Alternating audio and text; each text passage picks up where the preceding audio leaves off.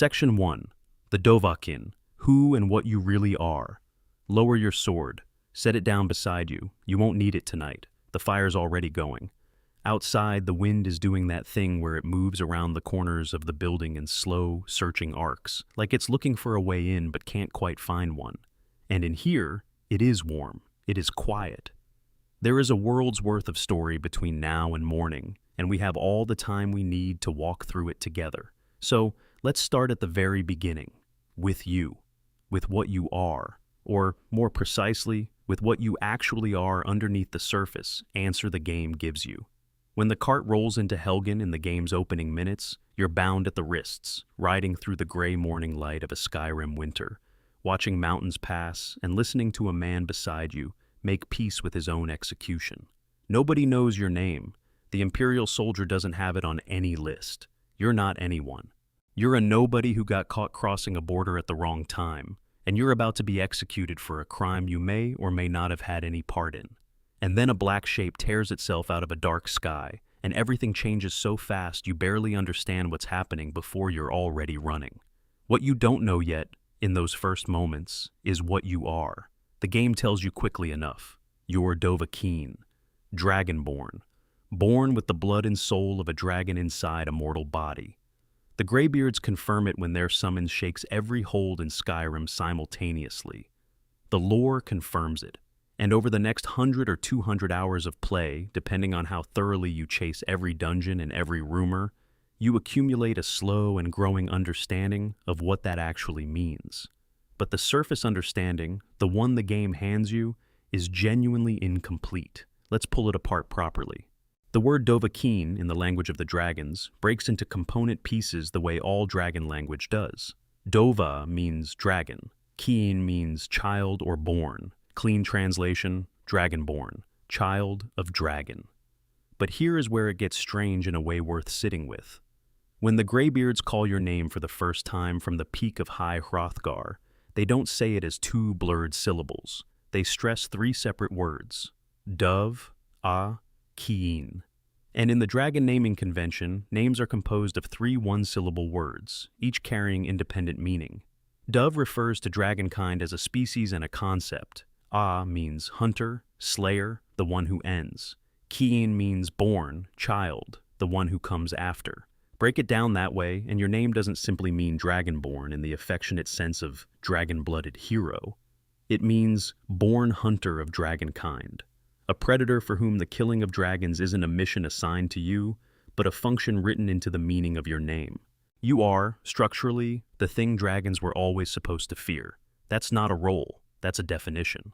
The question of where the power comes from goes deeper than most players ever chase.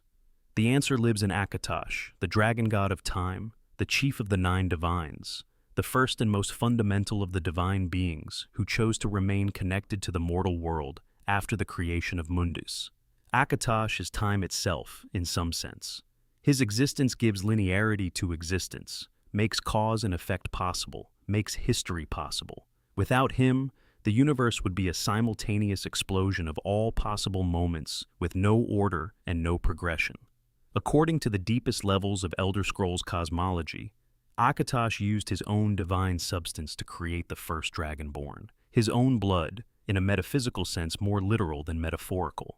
Some sources in the lore go further, describing dragonborn individuals not as people who happen to carry a blessing, but as fragments of Akatosh's own soul, clothed in mortal flesh and sent into the world at specific moments, which makes you, in a genuinely unsettling way, kin to every dragon you face. Not symbolically, actually. The same divine origin, the same source material, just organized differently. When you absorb a dragon's soul, you aren't stealing something foreign. You're drawing something home. Two pieces of the same divine substance, recognizing each other across the boundary of different forms and collapsing together. The soul absorption isn't a special power you got lucky enough to possess. It's a reunion. This is precisely why dragons both fear and despise the Dovahkiin with a specific intensity that goes beyond what they feel toward any other mortal threat. When you kill a dragon and absorb its soul, that dragon cannot ever be brought back. Alduin, whose power includes genuine resurrection, can raise the dead from their burial mounds because their souls are still there, intact and waiting inside their bones. But a soul absorbed by the Dragonborn is simply gone in a way that no necromantic power can reach. It has been integrated into something else. There is no reconstituting it. To a dragon, whose concept of immortality depends entirely on that persistent soul surviving the body's death and persisting until resurrection, the Dovahkiin is something like a walking Phyolity, an ending that doesn't allow for the next chapter. And the Greybeards understand this. That particular tension underneath Arngyr's respect for you, his slight caution even as he's being generous with his teaching, isn't just the way any wise elder treats a powerful student. It's the specific caution of someone who understands what you contain. Every dragon soul you've absorbed is still in there, in some functional sense. Their accumulated knowledge, their power, their draconic perspective. The Greybeards don't just train you to use the Thu'um well, they train you to maintain your identity while carrying an increasing volume of other identities inside you. There's a warning embedded in their teaching that players often miss because it's delivered quietly, in the philosophy rather than the plot. Dragons are fundamentally different kinds of beings from humans. Their instincts trend toward dominance, toward conquest, toward the establishment of hierarchies with themselves as close to the top as they can get. They don't cooperate willingly. They subjugate, or they submit, and submitting feels like failure. The longer you carry absorbed dragon souls without the philosophical framework to process them, the more the draconic perspective bleeds into your own. You start making choices that feel like yours and are, in fact, shaped by the accumulated weight of 30 ancient minds built around entirely different values. The Way of the Voice isn't just a set of rules about when and how to use the Thu'um. It's a psychological maintenance practice. It keeps you recognizably human, while the power you carry tries, slowly and without any malice, to make you something else. There's another dimension of the Dragonborn nature that requires its own conversation, and it involves history. Because the thing the game implies but never quite says directly is that the Dovahkiin you play isn't a unique event. There have been others. Many others, stretching back across recorded history, and probably well before it.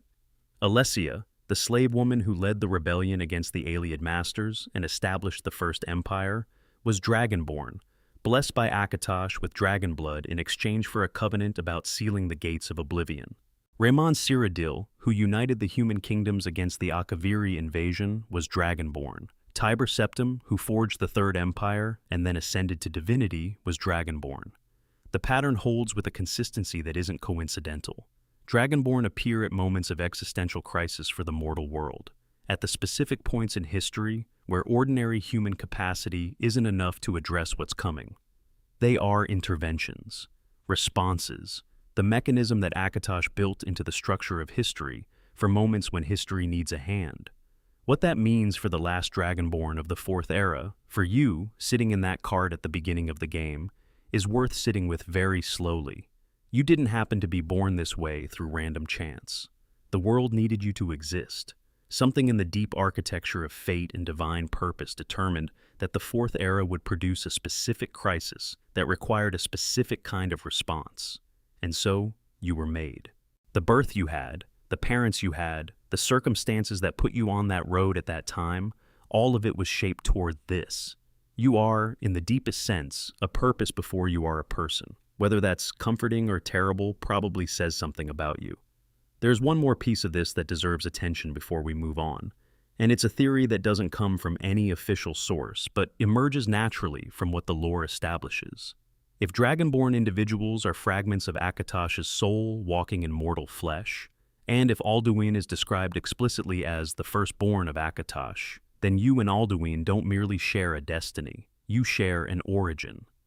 The World Eater who is trying to end the world and the Dragonborn who is sent to stop him are, at the deepest stratum of metaphysical reality, aspects of the same divine being, different facets of the same consciousness, each fulfilling a function the other can't. Alduin ends Kalpas, the Dragonborn preserves them. Their conflict isn't a battle between hero and villain in any simple sense. It is a negotiation conducted through violence within the body of a god, about whether this particular world gets to continue. When you stand in Sovngarde and face Alduin with the ancient heroes of Skyrim lending you their strength, the stakes aren't just what they appear to be from inside the story. From the outside, From the perspective of the cosmological structure, it is one fragment of Akatosh asking another fragment of Akatosh whether this world is worth preserving. And the answer is yes, for now, until the cycle comes around again. Drop a comment right now and tell me where you are in the world and what time it is there. I read every single one, and I always love seeing the map of places people are watching from. And if you haven't subscribed yet, do it now. There are more nights like this one ahead. Section 2, Alduin, the World Eater and the Weight of Cosmic Duty. Let's talk about the dragon that destroys the world. Or, more precisely, let's talk about what it actually means that destroying the world is his job, and what it means that he stopped doing it. Alduin is not, at the deepest level of the story the game is telling, a villain. I understand that feels like the wrong thing to say when you have watched him demolish Helgen in the opening minutes and spent the entire main quest pursuing him across the continent and then into Sovngarde itself. He does terrible things. He resurrects an army of ancient dragons and turns them loose on the mortal world. He devours the souls of the dead in Sovngarde, preventing them from their deserved rest. He rules through terror. By any standard of practical morality, he is the enemy. But here is the thing that changes the picture when you look at it from the right angle. Alduin isn't acting against his nature when he does terrible things. He's acting against his nature when he does nothing. His purpose, assigned at the beginning of his existence, is the destruction of the world. The terrible things he does are corruptions of that purpose, side effects of a cosmic function being misapplied. The real Alduin problem isn't that he's too destructive. It's that he got interested in domination when he was supposed to be building toward ending. Here's what the lore actually says about him, stripped of the narrative framing. In the oldest Nordic mythology, Alduin is the firstborn of Akatosh, the dragon god of time. Not his favored child, not his champion, but his firstborn, created before linear time itself existed, before history could begin, before there was any difference between before and after. His role was established at the moment of his creation and has never changed. He is the World Eater. At the close of each kalpa, each cosmic cycle, when the current world has run its course and exhausted the purpose of its existence, Alduin consumes it. The world ends in him, and in that ending, the possibility of a new world opens. He withdraws, in whatever sense a being like Alduin withdraws, and the process begins again. A new world grows, new civilizations arise, new histories accumulate, and when that world too has reached its end, Alduin comes once more. He is not a villain in this role. He is a necessary function of the universe, the mechanism by which the universe resets, the clearing that makes new growth possible. The Nords understood this in a way that was uncomfortable and honest simultaneously. Their mythological relationship with Alduin was never one of simple opposition. He was the end of all things, and the end of all things was real and unavoidable, and, cosmically speaking, correct. It was supposed to happen. It would happen. The question of when and why separated the heroic from the resigned. Even the Greybeards, whose philosophy is built around understanding the Thu'um at its most profound and peaceful depth, don't speak of Alduin as something that should simply be eliminated forever. Arngir, if you press him on the subject during the game, will acknowledge that what the ancient Nords did when they used an Elder Scroll to banish Alduin through time wasn't a solution. It was a delay, a deferral. The World Eater wasn't destroyed. He was moved forward until a later moment in the timeline, a problem passed to the future rather than solved in the present. And when you face him in Sovngarde, when you hear the confirmation that his soul cannot be absorbed after the battle, the lore is telling you the same thing again. He will return. Eventually, when the Kalpa reaches its proper end, he will return and do his work. You bought everyone some time, but you didn't cancel the mechanism. So, if his cosmic role makes sense, what went wrong? The same thing that always goes wrong with beings who understand their own importance. Hubris, the decision to put the self above the purpose the self was made for. At some point during the Dragon War era, Alduin decided that consuming the world at the proper end of each cycle wasn't interesting enough. He wanted to rule the current world while it was still running. He wanted worship and dominion and the active experience of being treated as a god by living creatures. He subordinated his cosmic function to his ego and abandoned the very role that justified his existence, building a theocratic empire in its place. This is the crime that the main quest of Skyrim is actually about, Not destruction, because Alduin was always going to destroy things. That's his function. The crime is that he left his post. He traded an infinite responsibility for a finite kingdom. And in doing so, he became something he was never supposed to be, a tyrant with ambitions, ruling a world he was supposed to be saving for its proper end. There's a reading of the entire Dragon War that flows from this, one that puts the conflict in a different frame than simple men against dragons. The humans who eventually rose against Alduin weren't just resisting oppression, though they were doing that. They were, in some metaphysical sense, correcting the cosmic record. Something had gone wrong in the structure of existence. A function that was supposed to operate on a kalpic scale had gotten sidetracked into petty dominion. The Dragon War was the mortal world's immune response, and Parthenax, the ancient dragon who betrayed Alduin and taught humanity the Thu'um, understood the true shape of the rebellion better than any of the humans he helped. He says something quietly devastating if you catch the full weight of it. What Alduin was doing, ruling over mortals as a self-declared god, was itself a perversion. Not because domination is wrong in the dragon cosmology, it very much isn't. Dragons are built for dominance hierarchies. But because Alduin's specific function was so much larger than petty rule over one world and one kalpa, that pursuing the smaller thing was a kind of infinite waste. He abandoned an eternal responsibility for something that would last, at most, a few thousand years. From the scale of what he was made for, that's barely a thought.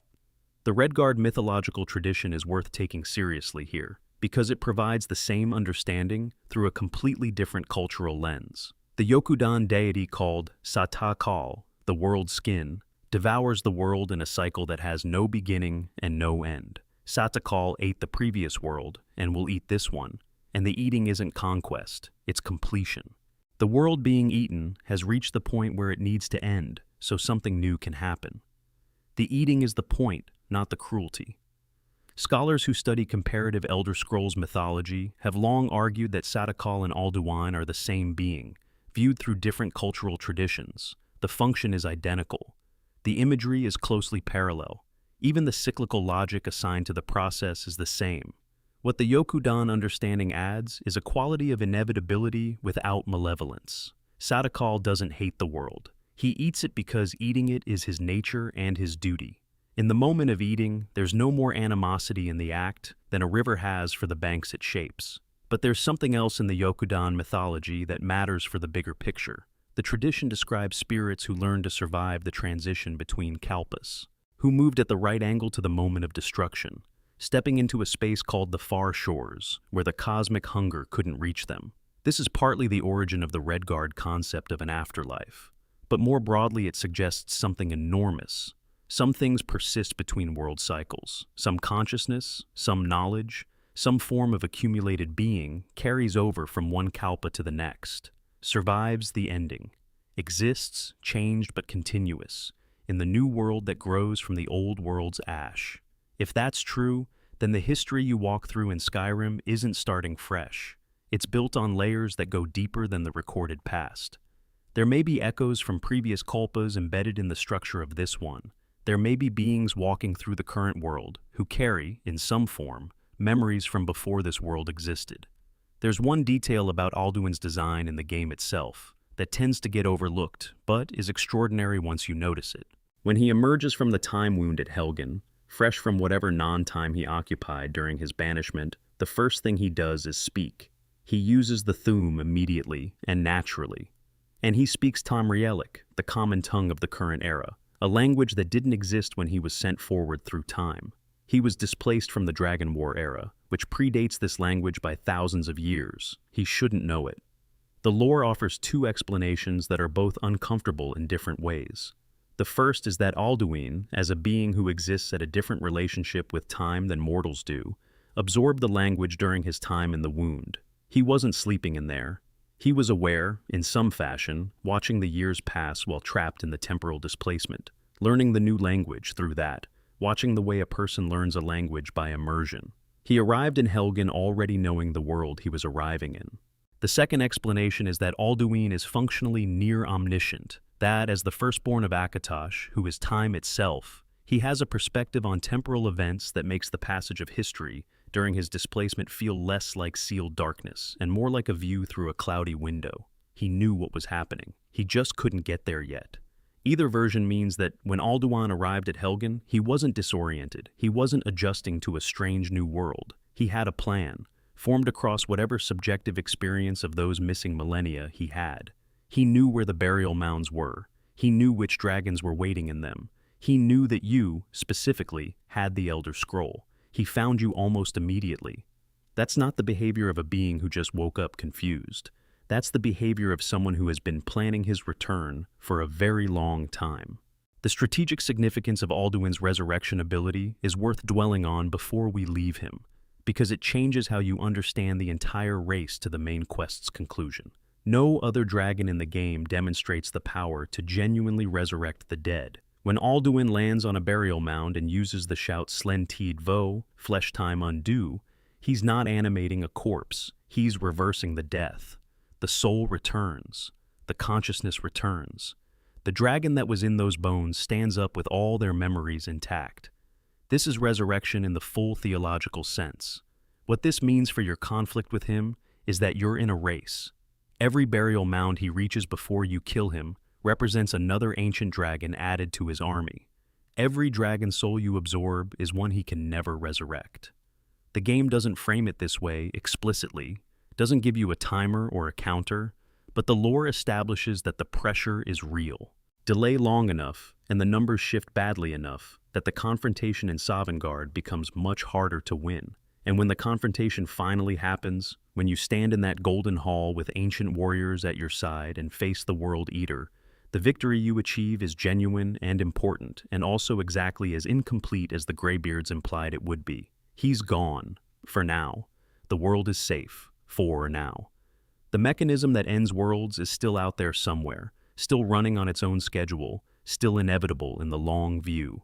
You bought everyone time. How much is the question that neither history nor prophecy quite answers? Section 3. The Dwemer Disappearance. Every theory examined of all the mysteries layered into the Elder Scrolls universe. This is the one that generates the most sustained debate, the most elaborate theory building, and the most genuine scholarly intensity among fans. The Dwemer, the dwarves, where did they go? Let's set out the facts first, because the facts themselves are remarkable enough to require some time before we start theorizing. In the First Era, year 700, during a battle at Red Mountain in Morrowind, something removed every single Dwemer from the face of Nirn simultaneously. Not most of them, not the ones who were in the immediate vicinity of the event. All of them. Every Dwemer in every city in every corner of the continent vanished in the same instant.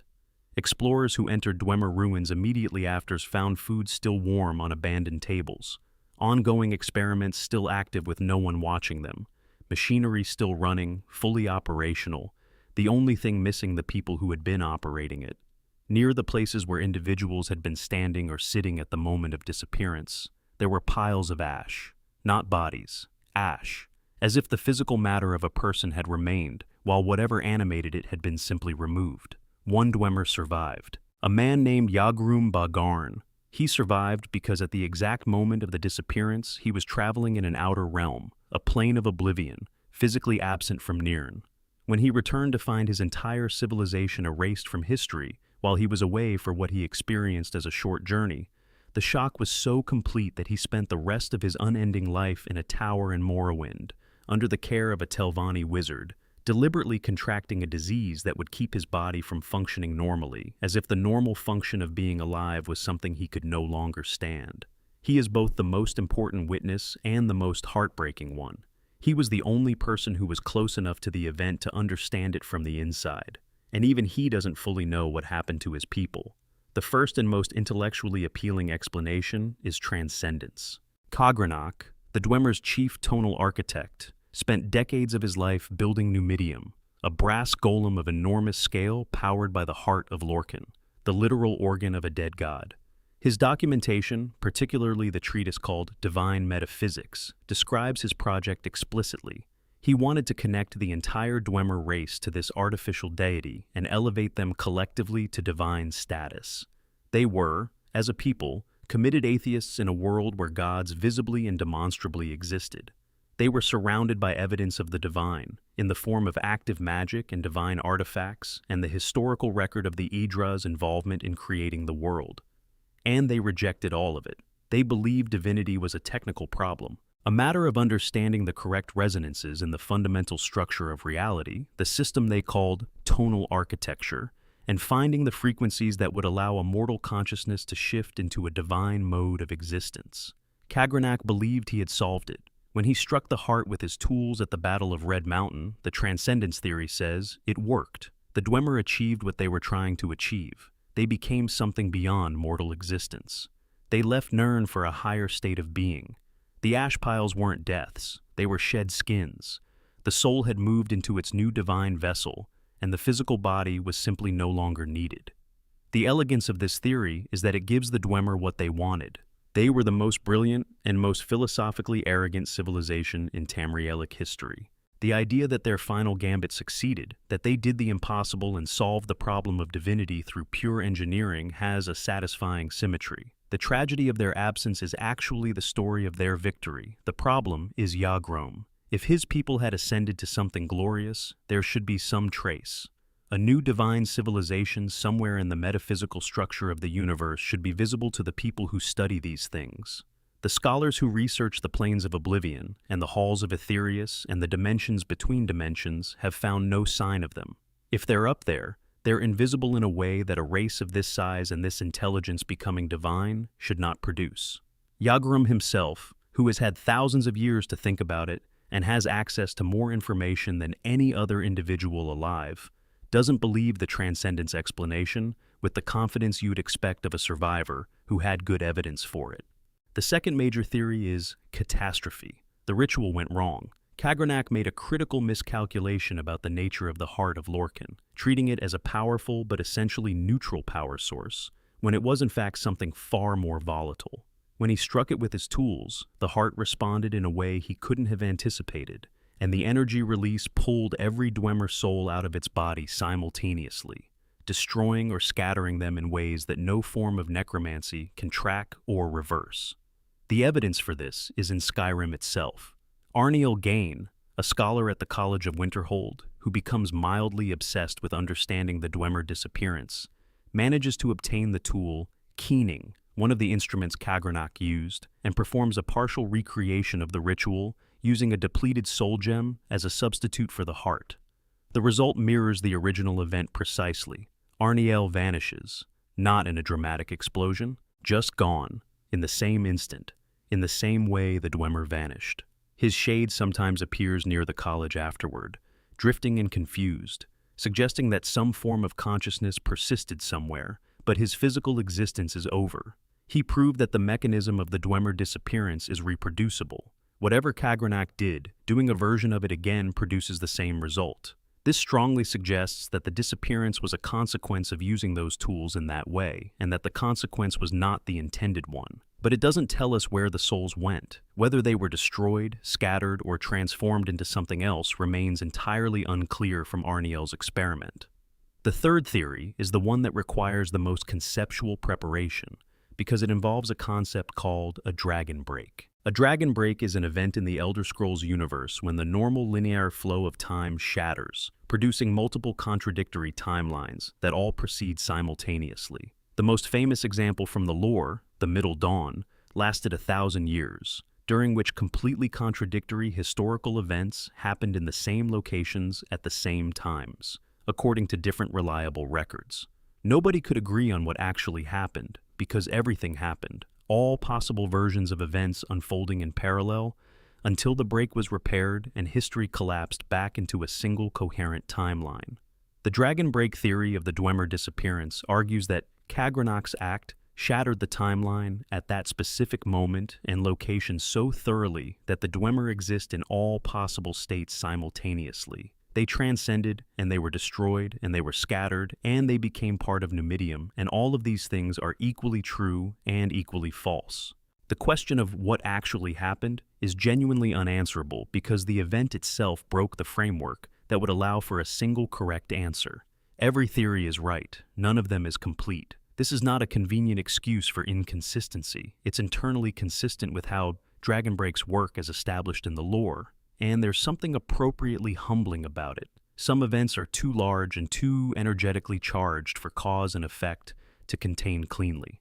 Some moments in history produce more than one history. There's a fourth theory, quieter than the others and rooted in the Dwemer's own philosophical documentation, that I find the most interesting, even though it's the hardest to confirm. The Dwemer, as a people, believed that the universe was a dream, not as a poetic metaphor, literally. They believed that all of reality was a kind of mental construct, the dream of some fundamental consciousness they didn't have a consistent name for, and that the apparent solidity of matter and the apparent reality of time and history were all illusions maintained by the dreaming mind's ongoing unconscious production.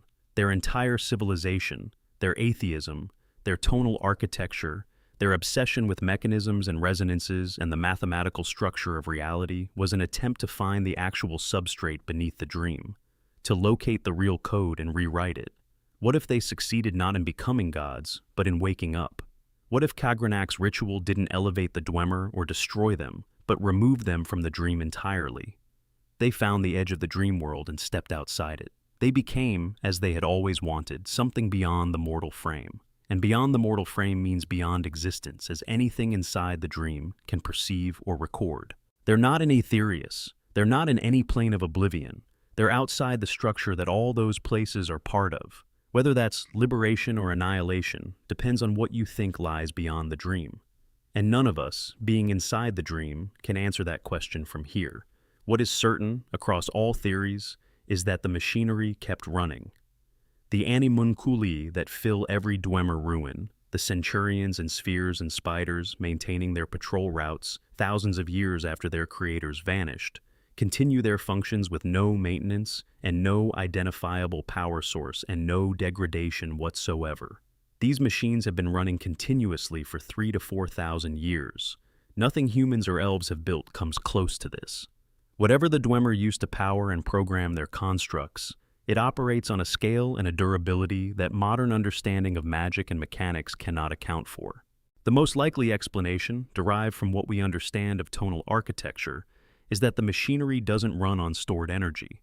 It runs on reality itself. The Dwemer understood that existence has a resonant structure, a fundamental vibration in the underlying fabric of what is, and they built their machines to draw on that resonance directly. The machines are plugged into the universe, and the universe doesn't stop. The mystery of the Dwemer is intentionally irresolvable. The writers of this universe understood that the full explanation would cost more than it would give. Some absences are more powerful than any presence could be. Section 4. The Elder Scrolls themselves, what they are, and why it matters.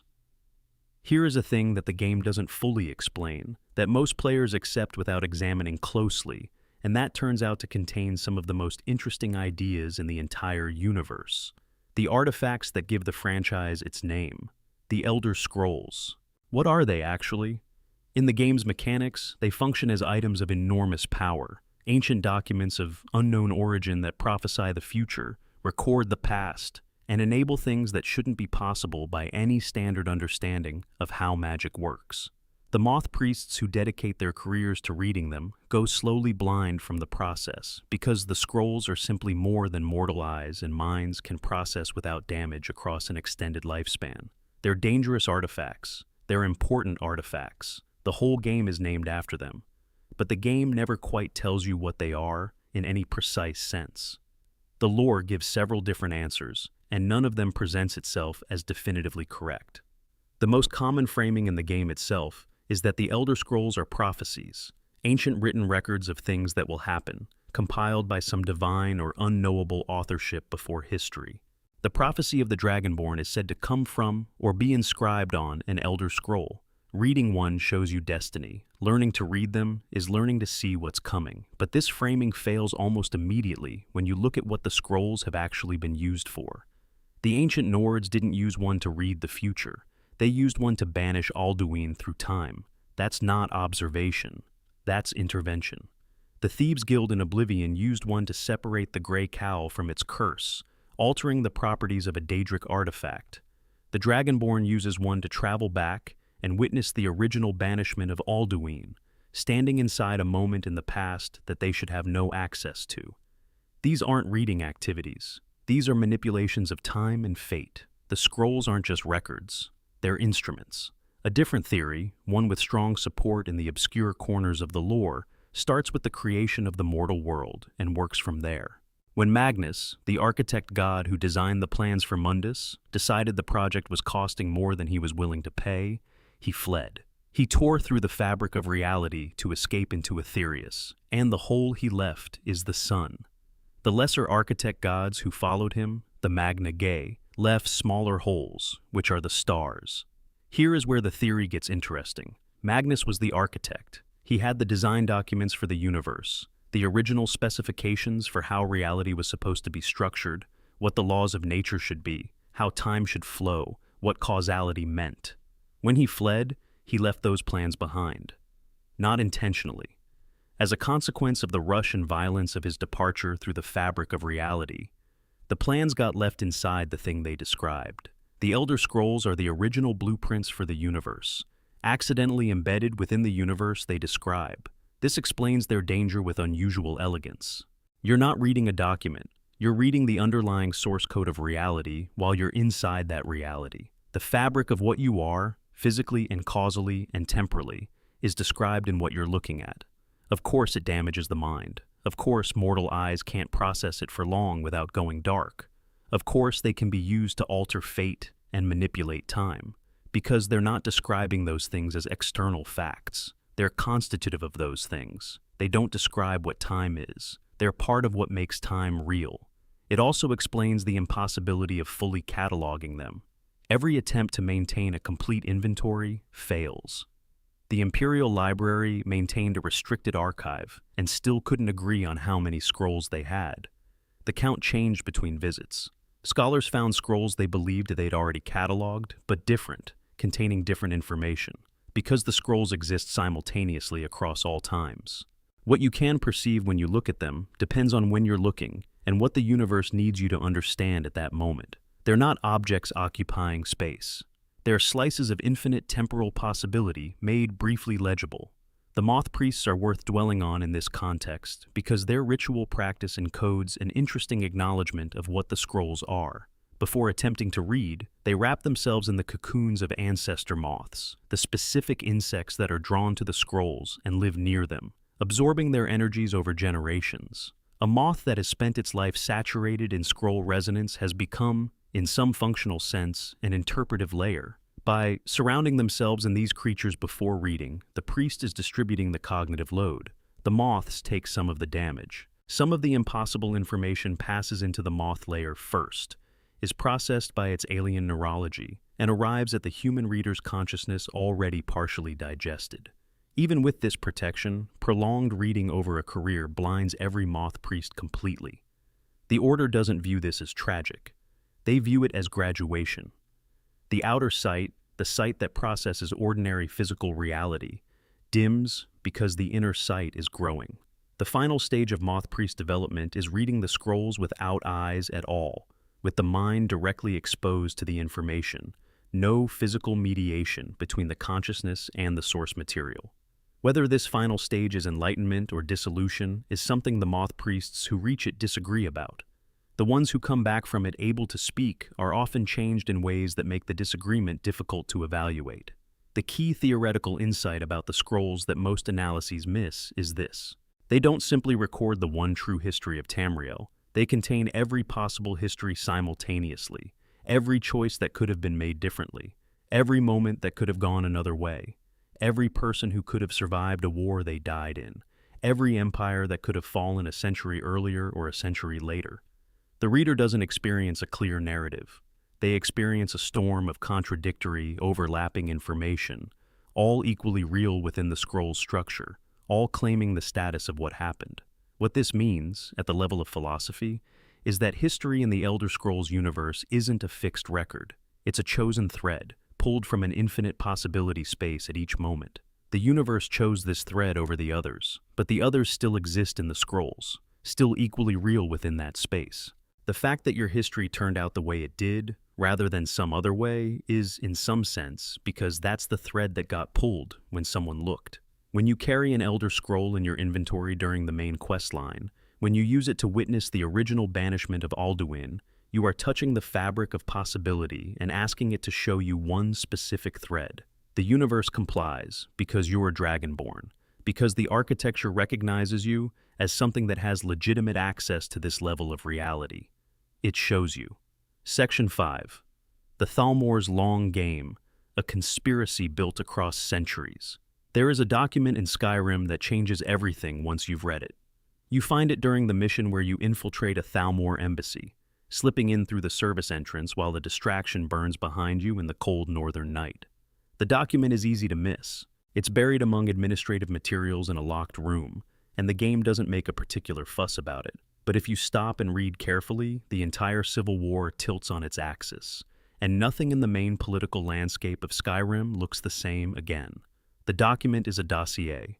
The subject is Ulfric Stormcloak, the Jarl of Windhelm, the man who killed the High King with a shout, and launched Skyrim into open rebellion against the Empire. The dossier classifies him.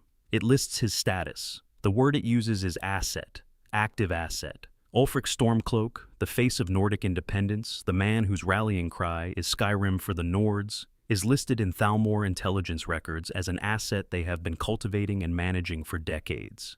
And the dossier doesn't stop there. It explains the strategic value of his continued operation in terms that are breathtaking in their coldness. The civil war he started is useful to the Aldmeri Dominion.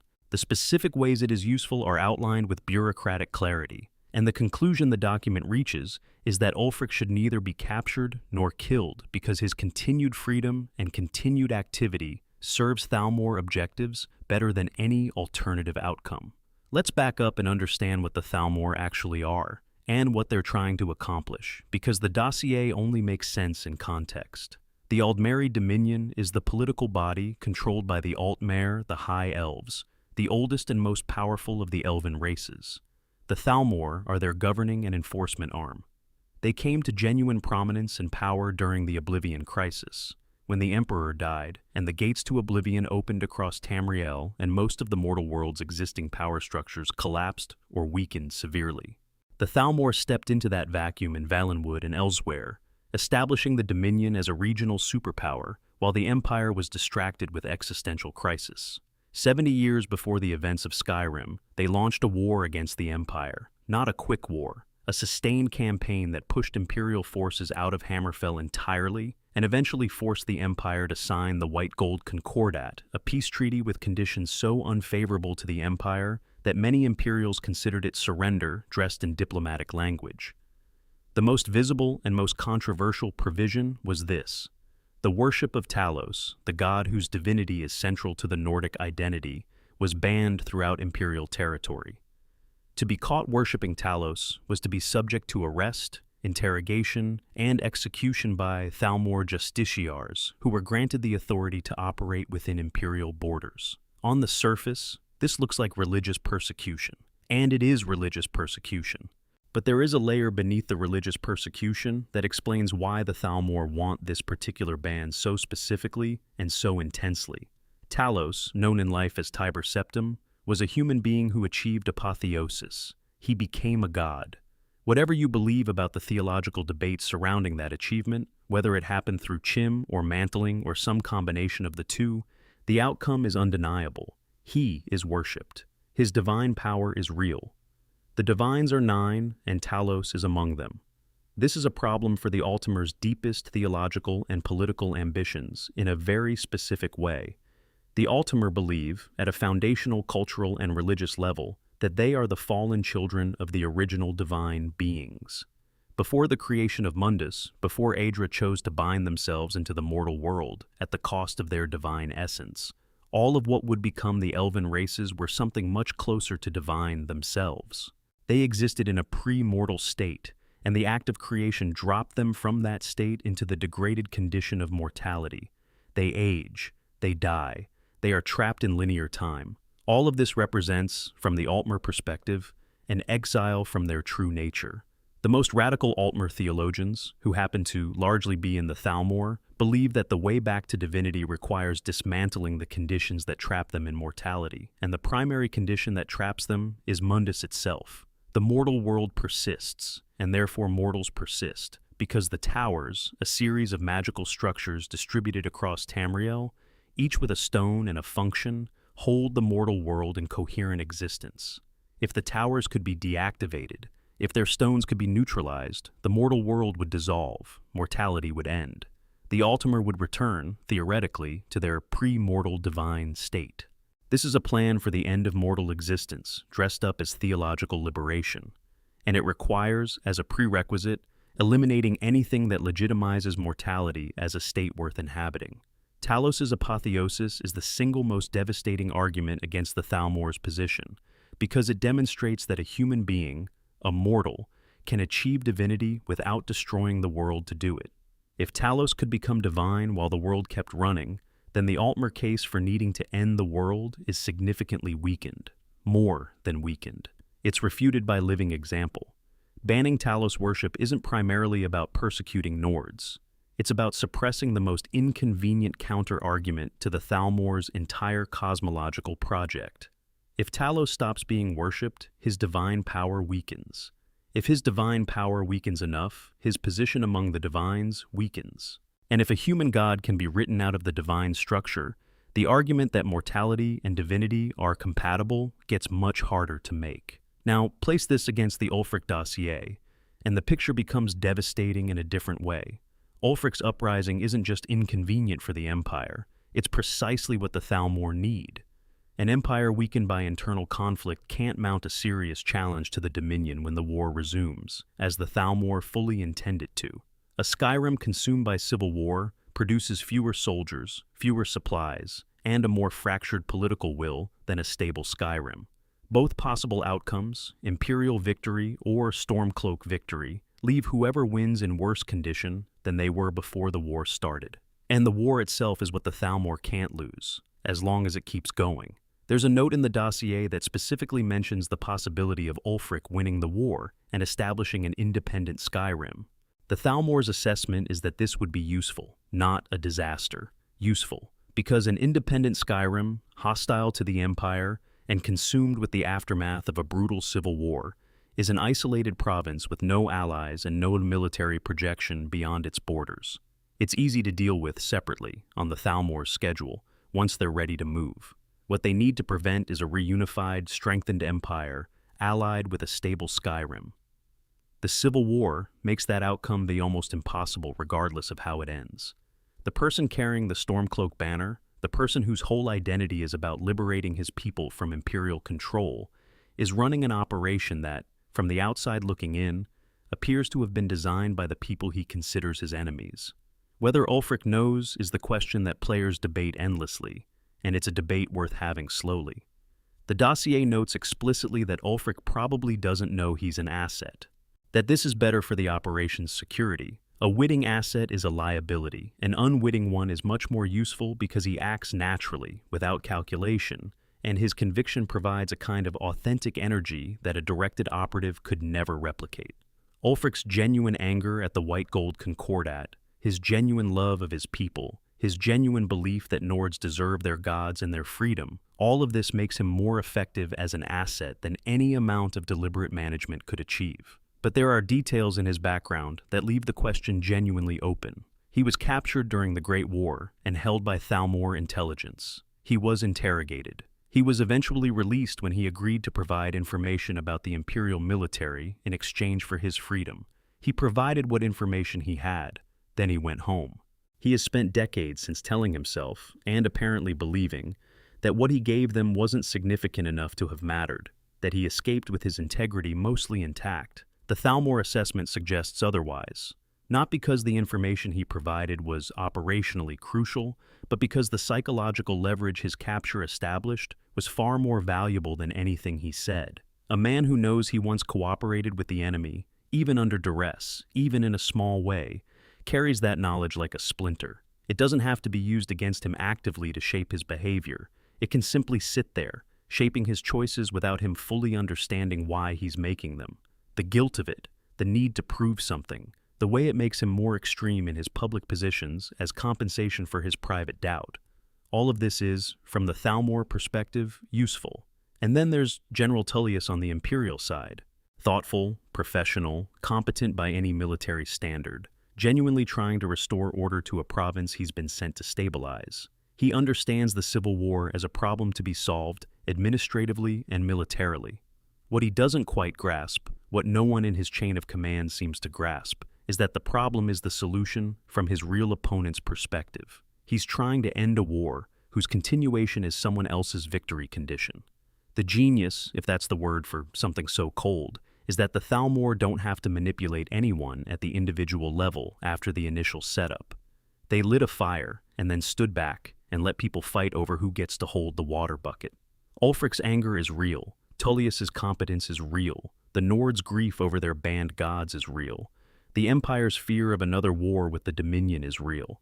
All the human material of the Civil War is genuine. The Thalmor just understood it better than the people living inside it and arranged their position accordingly. The tower theory connects to this in a way that most players never reach because it requires pulling together information from across several games and a large volume of in-world texts. Every major region of Tamriel has a tower, a structure whose existence stabilizes that region's connection to Mundus. Some are obvious: the white gold tower in Cyrodiil, the enormous structure at the center of the continent. Some are less visible. The Throat of the World, the highest peak in Skyrim, is itself a tower in this framework. Red Mountain in Morrowind, the Crystal Tower in Somerset. The tower doesn't have to look like a tower. What matters is the stone, the specific object of power that activates the tower's function and anchors this world's existence. The Thalmor want the towers deactivated, not dramatically, not in a single apocalyptic action, slowly, strategically. Each tower taken offline reduces the world's stability marginally, and eventually the cumulative damage becomes irreversible. The White Gold Concordat was signed in the Imperial City, which sits at the base of the White Gold Tower. There's an argument that part of what the Concordat accomplished was a reduction of the tower's operational integrity, that the act of capitulation on Talos's divinity was itself a blow to the tower's stone, because the Stone of White Gold is connected to the divine covenant that Talos's existence embodied. By this reading, the Thalmor aren't just playing politics. They're running a patient, centuries-long operation to unmake the world, and they're using a civil war in Skyrim as one component of a much larger plan that most of the people involved can't see from inside it. Understanding the Thalmor's real goals doesn't make the civil war feel less real or less tragic. It makes it feel more so. Because the people on both sides, fighting and dying for things they genuinely believe in, are doing so inside a frame someone else designed for them. Their conviction is real, their sacrifice is real, and none of it serves the purpose they imagine it does. Section 6. The Nature of Gods, Chim, Mantling, and the Question of Talos. The Elder Scrolls universe has produced a body of theological and philosophical writing that is genuinely unlike anything else in the fantasy genre. Most fantasy cosmologies resolve, eventually, into a hierarchy of powers with clearly defined roles and a comprehensible structure. You can draw the organizational chart of the Tolkien cosmology. You can map the divine structure of most major fantasy universes. What the Elder Scrolls presents instead is a system of theology that, the more deeply you explore it, becomes less like a map and more like a meditation on the nature of consciousness itself. The two concepts at the deepest level of this system, the ones that explain how Talos achieved divinity and what it actually means to be a god in this universe, are called Chim and Mantling. They are related but not identical, and the relationship between them is where Talos' story lives. Chim is described in an in-game text called the Annuad Paraphrase and discussed in several other obscure documents. The word itself is a concept before it's a term, borrowed from a tradition the in-game sources don't fully identify. The core of it requires understanding the cosmological premise first. The deepest level of Elder Scrolls metaphysics holds that all of existence is a kind of dream, not a metaphor, a literal dream, emanating from a primal consciousness that the texts identify as Anu, the primordial stability, or more precisely from the interaction between Anu and Padome, the primordial chaos, which created a dreaming entity called Amaranth. Everything that exists, from the gods to the plains of oblivion to Mundus itself to every person who has ever lived, is a thought in a dreaming mind. Reality is a sustained hallucination generated by a consciousness so vast that it contains everything. Every individual person in this framework, is a character in the dream, real within the dream, limited by the dream's logic, unable to escape the dream's structure except in one very specific way. Chim is the achievement of understanding, from inside the dream, that you are inside a dream, while simultaneously choosing to remain rather than dissolving. It is the moment when a consciousness recognizes its own constructed nature, understands itself as a character in a story rather than an independent being, and instead of experiencing that recognition as annihilation, holds on to itself anyway, continues to exist, says yes to existence even with the full knowledge that existence is contingent and constructed and temporary and ultimately a dream. The reason this is so difficult and so rare is that most beings who approach this recognition don't make it through. When you truly perceive that you are a character in someone else's dream, the natural result is what the texts call zero sum. You dissolve. The illusion of individual existence collapses, and you return to the undifferentiated background of the dream with no distinct identity remaining.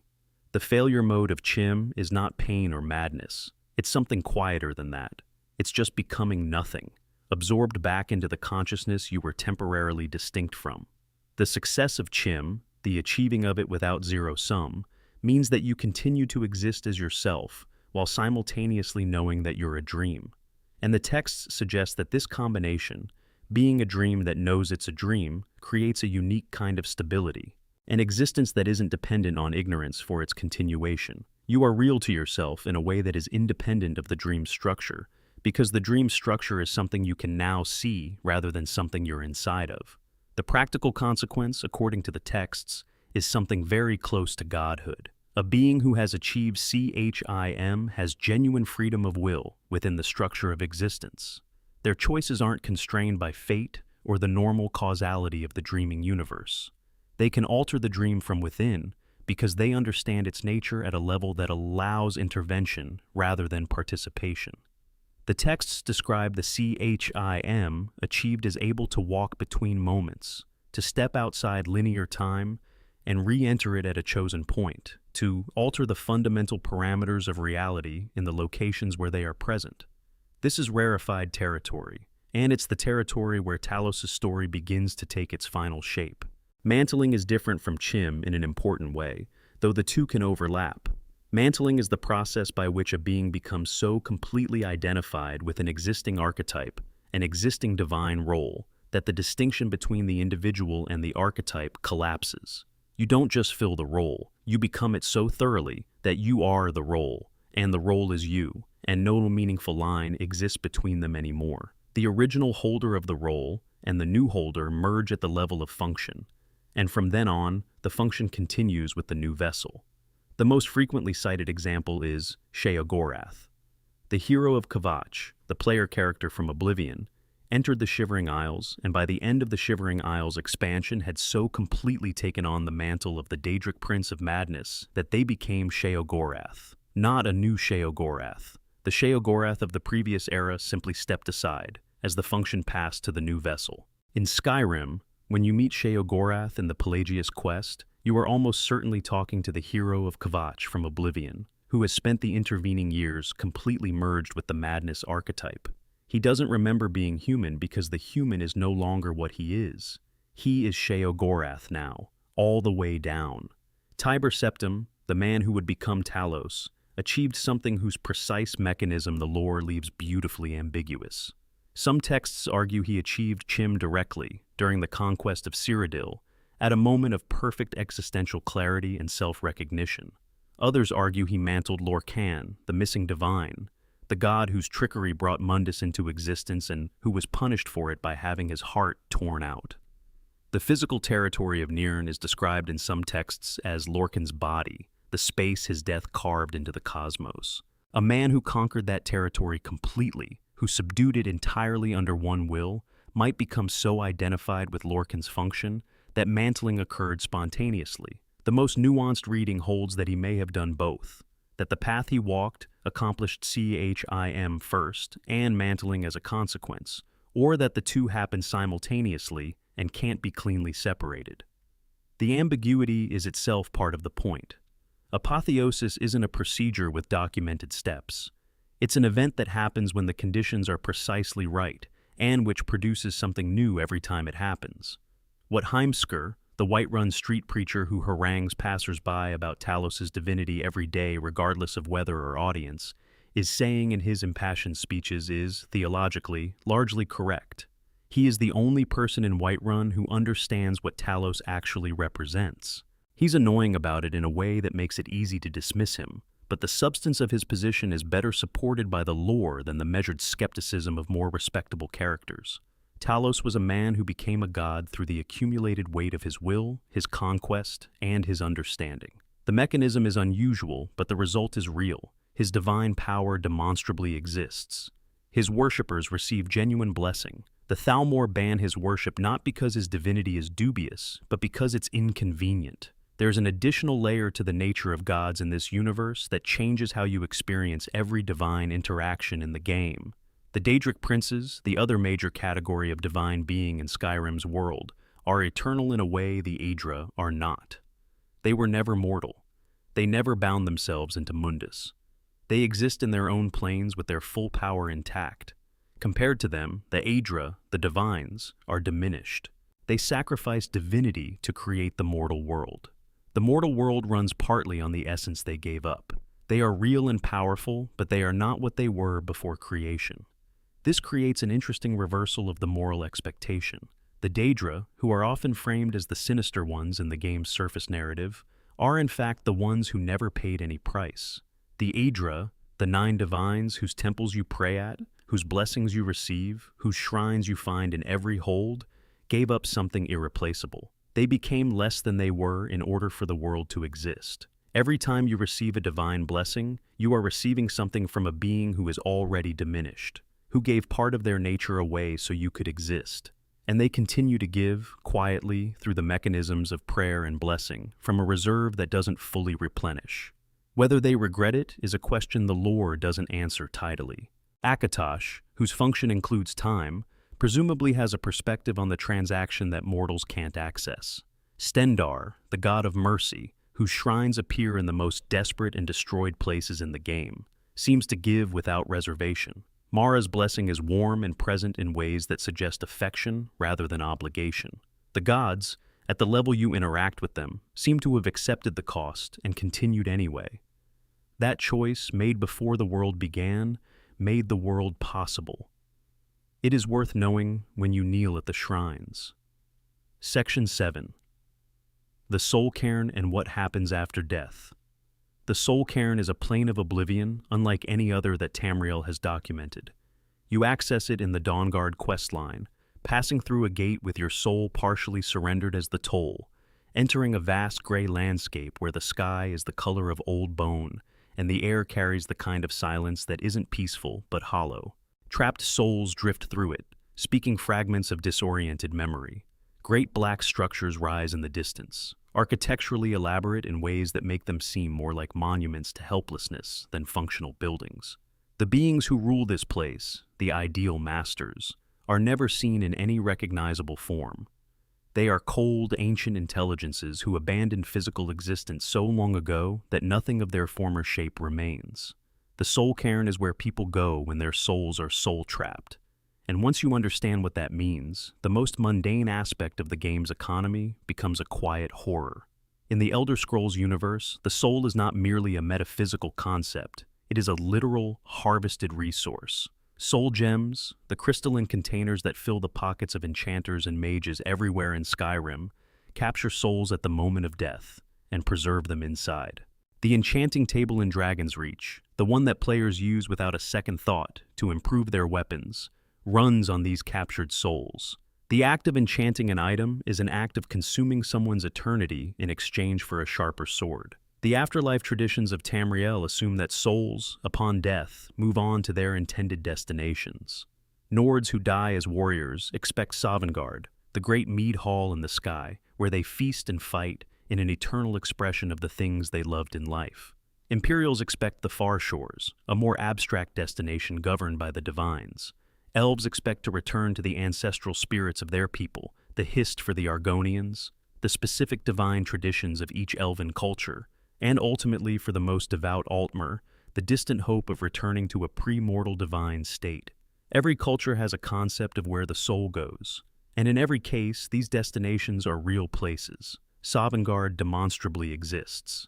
You walk through it during the main quest. The geography is solid. The ancient heroes are genuinely present and capable of interacting with you.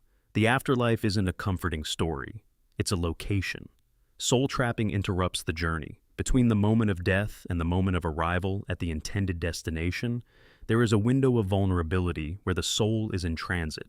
A soul trap spell, cast on a target before death, creates a kind of net in this in-between space. The soul leaves the body, and instead of continuing towards Sovngarde, or wherever it was headed, it is caught and drawn into the gem. And from there, if it isn't used immediately, it is transferred to the soul cairn. The ideal masters are the architects of the soul cairn and the power behind the soul trade. Once, long ago, they were human, powerful mages who studied the soul and its properties and eventually concluded that embodiment was a limitation they no longer needed. They surrendered their physical forms and became pure abstract consciousness, sustained by the energy of the souls they collect. Their existence is fueled by others' interrupted eternities. They are ancient and intelligent and utterly indifferent to the suffering of the souls in their collection, in the way that a library is indifferent to the individual words in its books. The souls trapped in the soul cairn retain their consciousness, but not their orientation. They know they're not where they're supposed to be. They know something went wrong. They cycle through fragments of memory, trying to reconstruct a self that the environment is slowly dissolving. The ideal masters don't need intact personalities. They need the energy, and the energy continues to release even as the identity degrades. The trapped souls are like very slow-burning fuel. They don't need to be preserved. They just need to not quite go out. Saint Jube is in the soul cairn. If you played Morrowind, you know Jube. He's the man sitting in the cell with you, at the very beginning of that game, on the boat into Seyda-Neen, who speaks the first words of dialogue in the entire Elder Scrolls franchise. In the Dawnguard questline, you find him in the soul cairn. He explains that he was soul-trapped at some point during the Oblivion Crisis, that he never intended to end up here, that the eternity he expected is not the one he received. He's been here since the events of Oblivion, in the soul cairn, slowly dissolving. His quest, the one you can help him with, is to complete the memoir he was writing when he died, to leave something behind that exists outside this place. The fact that the game includes him, specifically him, in the soul cairn is not coincidence. He represents continuity across the entire franchise. The player who started with Morrowind and came back for Skyrim and its expansions finds someone they met at the very beginning of their Elder Scrolls life, diminished and stranded in a place he never should have been. The recognition is affecting in a way that requires having the full history to feel properly, and the resolution he finds, finishing his memoir and having it carried out of the soul cairn, is specifically about the power of leaving a record behind when the self is threatened with dissolution. There is another layer to this that makes the routine use of soul gems throughout the game feel genuinely uncomfortable once you see it. The game distinguishes between grand soul gems, which capture the souls of sentient beings, and lesser gems that capture animal souls. The in-game lore suggests, and some texts confirm, that animal souls behave differently from sentient ones after capture, that the lack of the complexity of self-awareness means there's less to dissolve and less subjective experience of the interruption. The distinction matters morally. What you're doing when you soul trap a bandit and use their grand soul gem to enchant a piece of armor is using a person, a former person, their indefinitely suspended eternity, interrupted at the moment of their death and converted into a sharper sword. This doesn't mean you shouldn't. The game is the game. The mechanics are the mechanics. But it means the universe takes a specific moral position about this practice that the surface gameplay never foregrounds. The enchanting table is a machine that runs on interrupted eternities.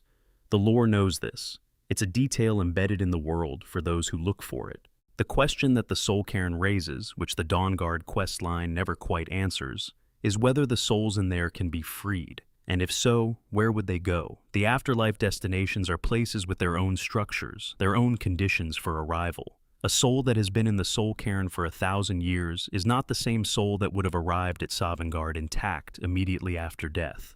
What receives them, if they're eventually released, and in what condition they arrive, is a question the lore leaves with a deliberate silence. The ideal masters, for what it's worth, regard the question of freeing their collection with the same warmth that you'd expect from very old, very cold, very powerful beings whose existence depends on maintaining that collection. The answer to can they be freed is yes. The answer to will they be is considerably more complicated. For now, the cairn holds them. The souls drift. And somewhere in the gray light of that hollow plain, St. Giob's memoir is complete, and at least one person's story got to finish on something like their own terms. It isn't nothing. Section 8, Parthernax, the deepest moral question in the game. There is a moment near the end of the main quest line where the game asks you a moral question with no safe answer. It doesn't dress it up in abstraction. It puts a specific individual in front of you and says, this person did terrible things in the past. They have spent an enormously long time making a genuine effort to become something better. They have not fully succeeded, and they know it. Do they deserve to continue living? The question arrives in the form of a dragon sitting on the highest peak in Skyrim, in the cold, thin air above the clouds, where the throat of the world drops away on every side, and the only sound is wind and the slow, profound breathing of something very ancient. Parthernax, the Grandmaster of the Greybeards, the being who taught humanity the way of the voice. His history begins in the Dragon War era, before humanity learned to fight back against the dragons who ruled over them. Before the first shout was ever spoken by a mortal throat, Parthernax served Alduin, not as a minor agent, as a lieutenant, as one of the primary instruments of Alduin's dominion over the human populations of Tamriel. His role was to subjugate and terrorize. He carried out this role with the efficacy and the thoroughness that a dragon of his power and intelligence and experience could be expected to bring. People suffered because of his choices. Villages burned because of his choices. Generations of humans lived in terror of the kind of existence he helped maintain, and they died in it. Then he chose differently. The sources differ on what prompted the change. Parthernax himself, in the long conversations you can have with him on the throat of the world, is honest about the fact that he doesn't fully understand it himself. He noticed something in the mortals that he hadn't paid attention to before, a quality of courage that was disproportionate to their actual power. They were afraid, and they acted anyway. They died for each other in ways that made no strategic sense from a dominance hierarchy perspective. They made things, buildings, stories, songs about loss, shelters against the cold that they shared with strangers. Parthernax began watching them instead of simply ruling them, and what he saw changed the shape of what he wanted. He defected. He found a way to communicate with the humans who were starting to organize resistance against Alduin, and he taught them the Thu'um. He taught them the shout. The language and the art that had been the exclusive property of dragonkind became, through his teaching, a human capability. The resistance that would eventually drive Alduin to his first defeat was made possible by Parthernax's betrayal of his own kind. After the Dragon War, he climbed the throat of the world, and he stayed there. He established the way of the voice as a philosophical and contemplative practice, a discipline designed to understand the Thu'um at its fullest depth rather than use it as a weapon. He gathered students, eventually founding the Greybeards, and he spent the following centuries in something that, from the outside, looked like contemplative retreat, but which, if you listen to him talk about it honestly, is recognizable as something harder than contemplation. It is active resistance, against himself. He says it plainly if you ask him the right questions. The impulse to dominate has never left him. The draconic nature that made him a willing instrument of Alduin's tyranny doesn't disappear because he chose against it. It is present every day, as a pressure, as an inclination, as the way the world looks when you are what he is. The meditation, the stillness, the way of the voice. These aren't expressions of a nature he has transcended. They are the practices he uses to make different choices than his nature would otherwise direct him toward. He is not a reformed dragon in the sense of having become something new. He is a dragon who has spent centuries choosing, one day at a time, not to do what his nature suggests. This is worth sitting with because it distinguishes his situation from a simpler story of redemption. He cannot claim that he has changed and therefore his past is irrelevant. His nature hasn't changed. What has changed is the quality and the consistency of his choices against that nature.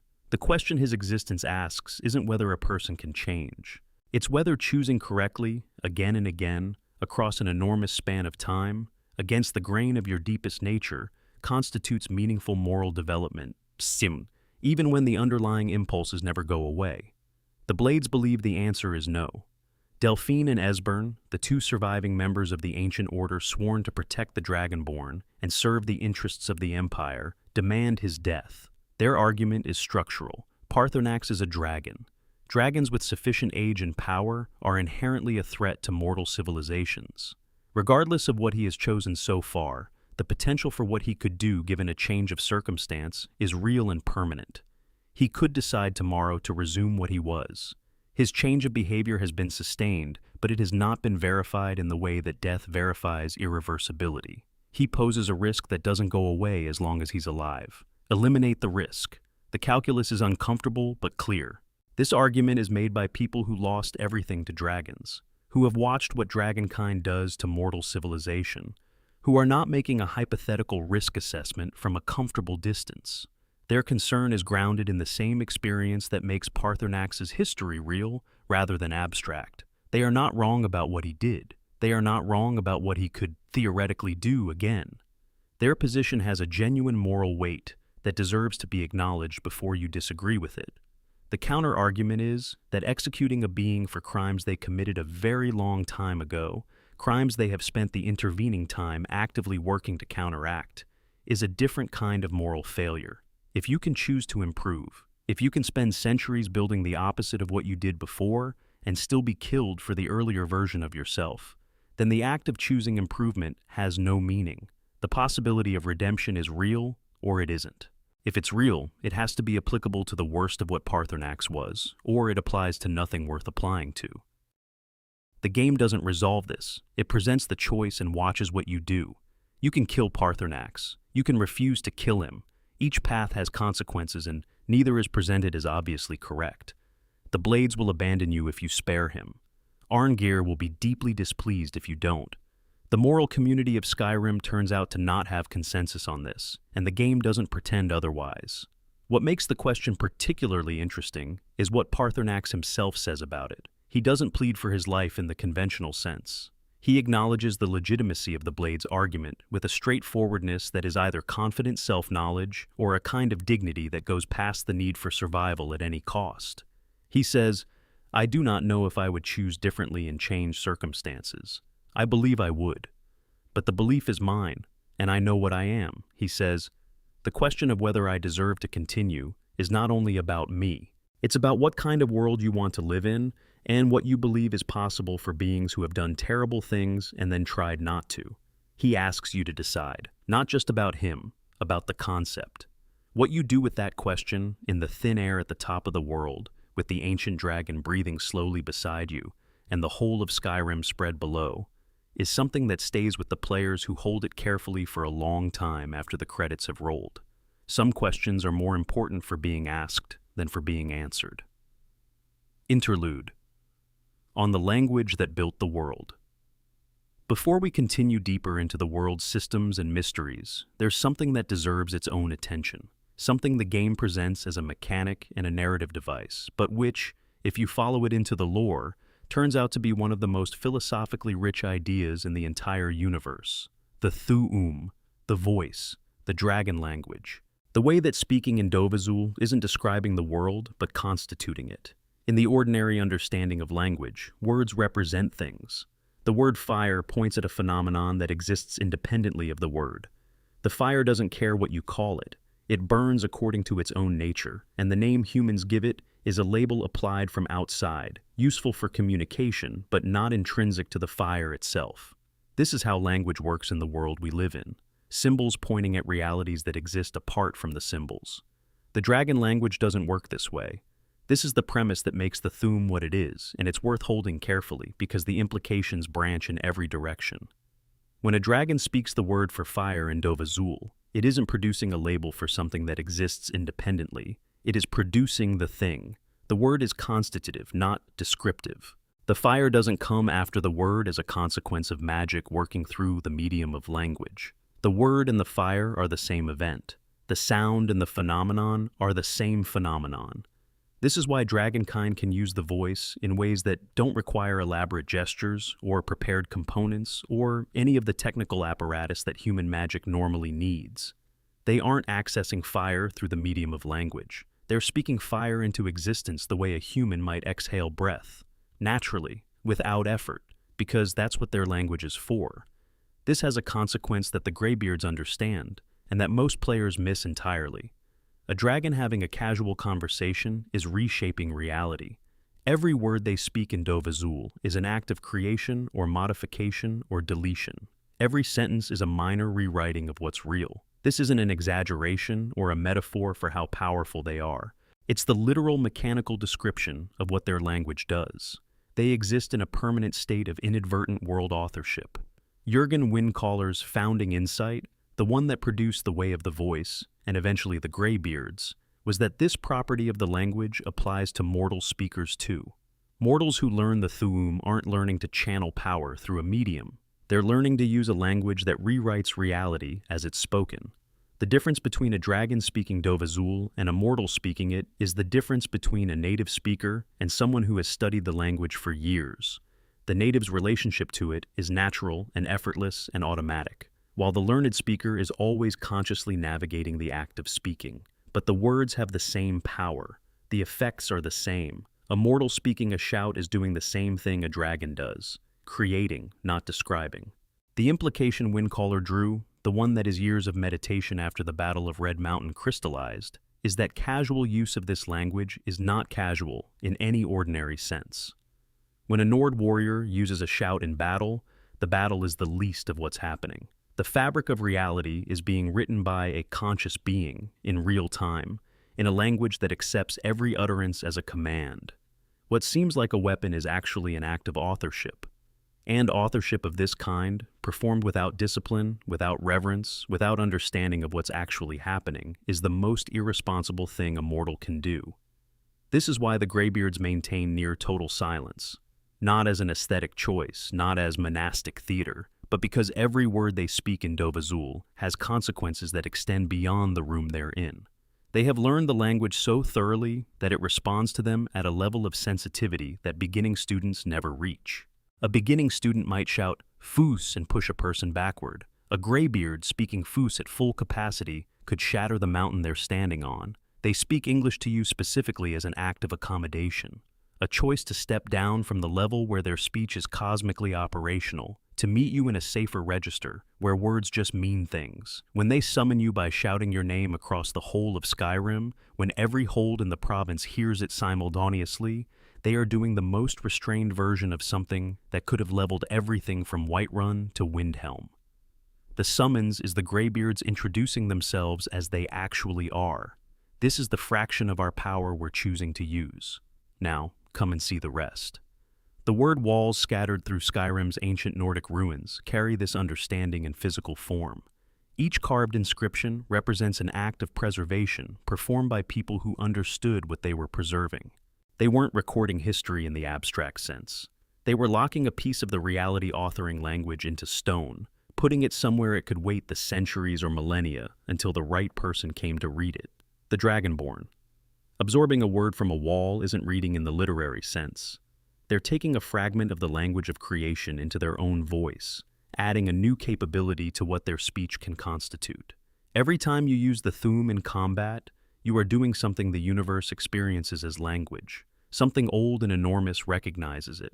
The world responds not because a spell was cast, but because someone spoke, in the language that the world was built from, and the world heard its own grammar and obeyed. Expansion. The companions and the burden of the beast blood. The companions of Whiterun carry one of the game's quietest secrets, one that doesn't announce itself dramatically, but which changes the meaning of the organization once you know it. The Inner Circle, the members who form the leadership structure of the oldest mercenary organization in Tamriel, are all werewolves. Every one of them carries the beast blood, the gift and curse that the companions have accepted in secret for generations. And none of them will tell you this when you first join. What emerges as you progress through the questline is something more complicated than the surface discovery. The lycanthropy didn't come to the companions through accident or curse. They sought it out. A deal was made with Hircine, the Daedric prince of the Hunt, who embodies the predatory relationship between hunter and prey at its most cosmic and distilled level. The circle made the exchange deliberately, and they did it for a reason that is both practical and philosophically revealing. They wanted to win. They wanted to be better at what they did, harder to kill, more effective in the fights they were paid to have, and the battles they chose to take on. They accepted the beast blood as an upgrade. The cost they didn't fully calculate, or perhaps accepted knowing, was theological. Nords who die with the beast blood in their veins cannot enter Sovngarde. The werewolf nature corrupts the soul in a specific way that closes the door to the Nord afterlife. Hircine has his own realm, the hunting grounds, an endless landscape of prey and predator where werewolves run forever. It isn't a punishment in the sense of being painful. It's simply not what a Nord warrior means when they live their life in a way that's supposed to earn them the mead hall and the fellowship of the honored dead. Dying as a werewolf means dying away from everyone you loved who died before you. Dying into a beautiful trap that's prettier than a cage, but is still not freedom. Codlac Whitemane, the Harbinger, made the bargain in his youth when he was the person who had the most to gain from it. By the time you meet him, he is old enough to feel what he gave up, wise enough to understand it completely, and close enough to death that the transaction has an immediacy it didn't when the ink on the metaphorical agreement was fresh. He doesn't blame anyone, he made the choice. But he has spent years researching the possibility of undoing it, of purifying his soul before death, so the door to Sovngarde opens rather than the door to the hunting grounds. His quest, and the quest it becomes when he dies and his dying wish becomes yours to fulfill, is about the difference between being strong and being whole. The companions made themselves stronger through a bargain that fragmented their wholeness, separating their martial capability from their spiritual integrity, and the whole of the companion's storyline is a meditation on whether that separation can be healed, whether the strong thing and the whole thing can be the same thing again. Aela the Huntress's position is the counterpoint that keeps the question honest. She rejects the cure. She embraces what she is with a confidence that's neither ignorant nor defensive. She knows what the beast blood costs. She knows where it leads after death. She chooses it anyway, because what it makes her feel while she's alive is something she isn't willing to give up. Her relationship with her wolf nature is genuine love. This isn't denial. This is a different value system reaching a different conclusion from the same information. Whether the mead hall or the hunting grounds represents the better eternity is not a question with an obvious answer if you take both traditions seriously on their own terms. The werewolf questline resolves into the possibility of cure, but doesn't demand it. It respects both the wanting of it and the not wanting of it. And in a game full of binary choices, this particular refusal to declare one option clearly superior has the quality of actual moral seriousness. Expansion: the college, the eye, and the nature of magical ambition. The College of Winterhold stands at the northernmost edge of Skyrim, perched on a promontory above the Sea of Ghosts, isolated from the city that shares its name by the Great Collapse that dropped most of that city into the water 2 centuries before the game's events. The ruins of the old city visible below the college's walls are there every time you arrive or leave, a permanent reminder that magic and catastrophe have a proximity that the local Nords have not forgotten or forgiven. The college itself is a fascinating institution for what it represents at the political level, as much as the academic one. The Mages Guild that once spanned all of Tamriel is gone. Its collapse removed the continent-wide infrastructure of magical research and teaching, leaving isolated institutions to preserve what fragments of the tradition they could. The College of Winterhold is one of these fragments, a single building carrying what used to be a distributed civilization of scholarly practice.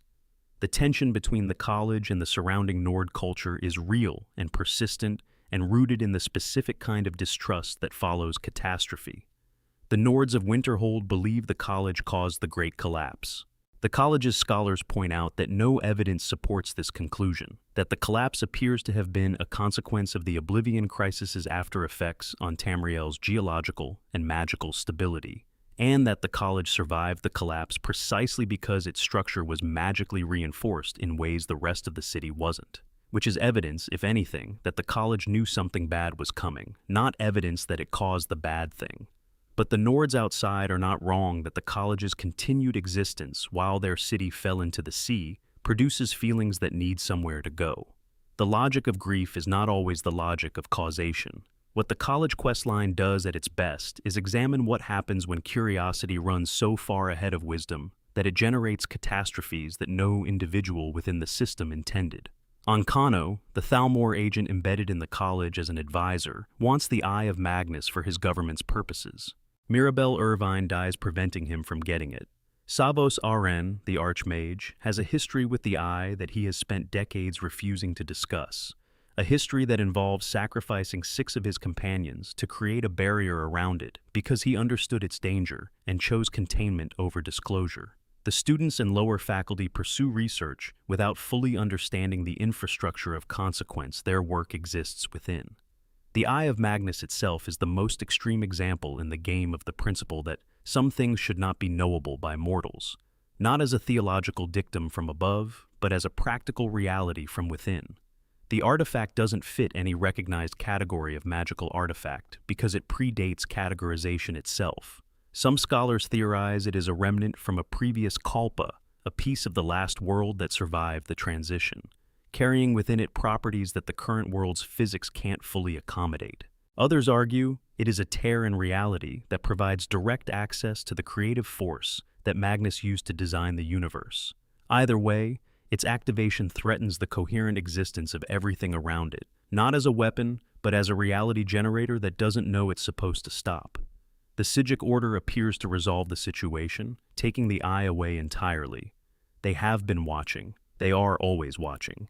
They live on an island that sometimes removes itself from the flow of normal space-time, stepping outside the world's regular timeline to observe it from somewhere that has both better perspective and better safety margins. When things become dangerous enough at a cosmic level, they step back in and manage the situation with a thoroughness and a calm that speaks to having handled situations of this scale before.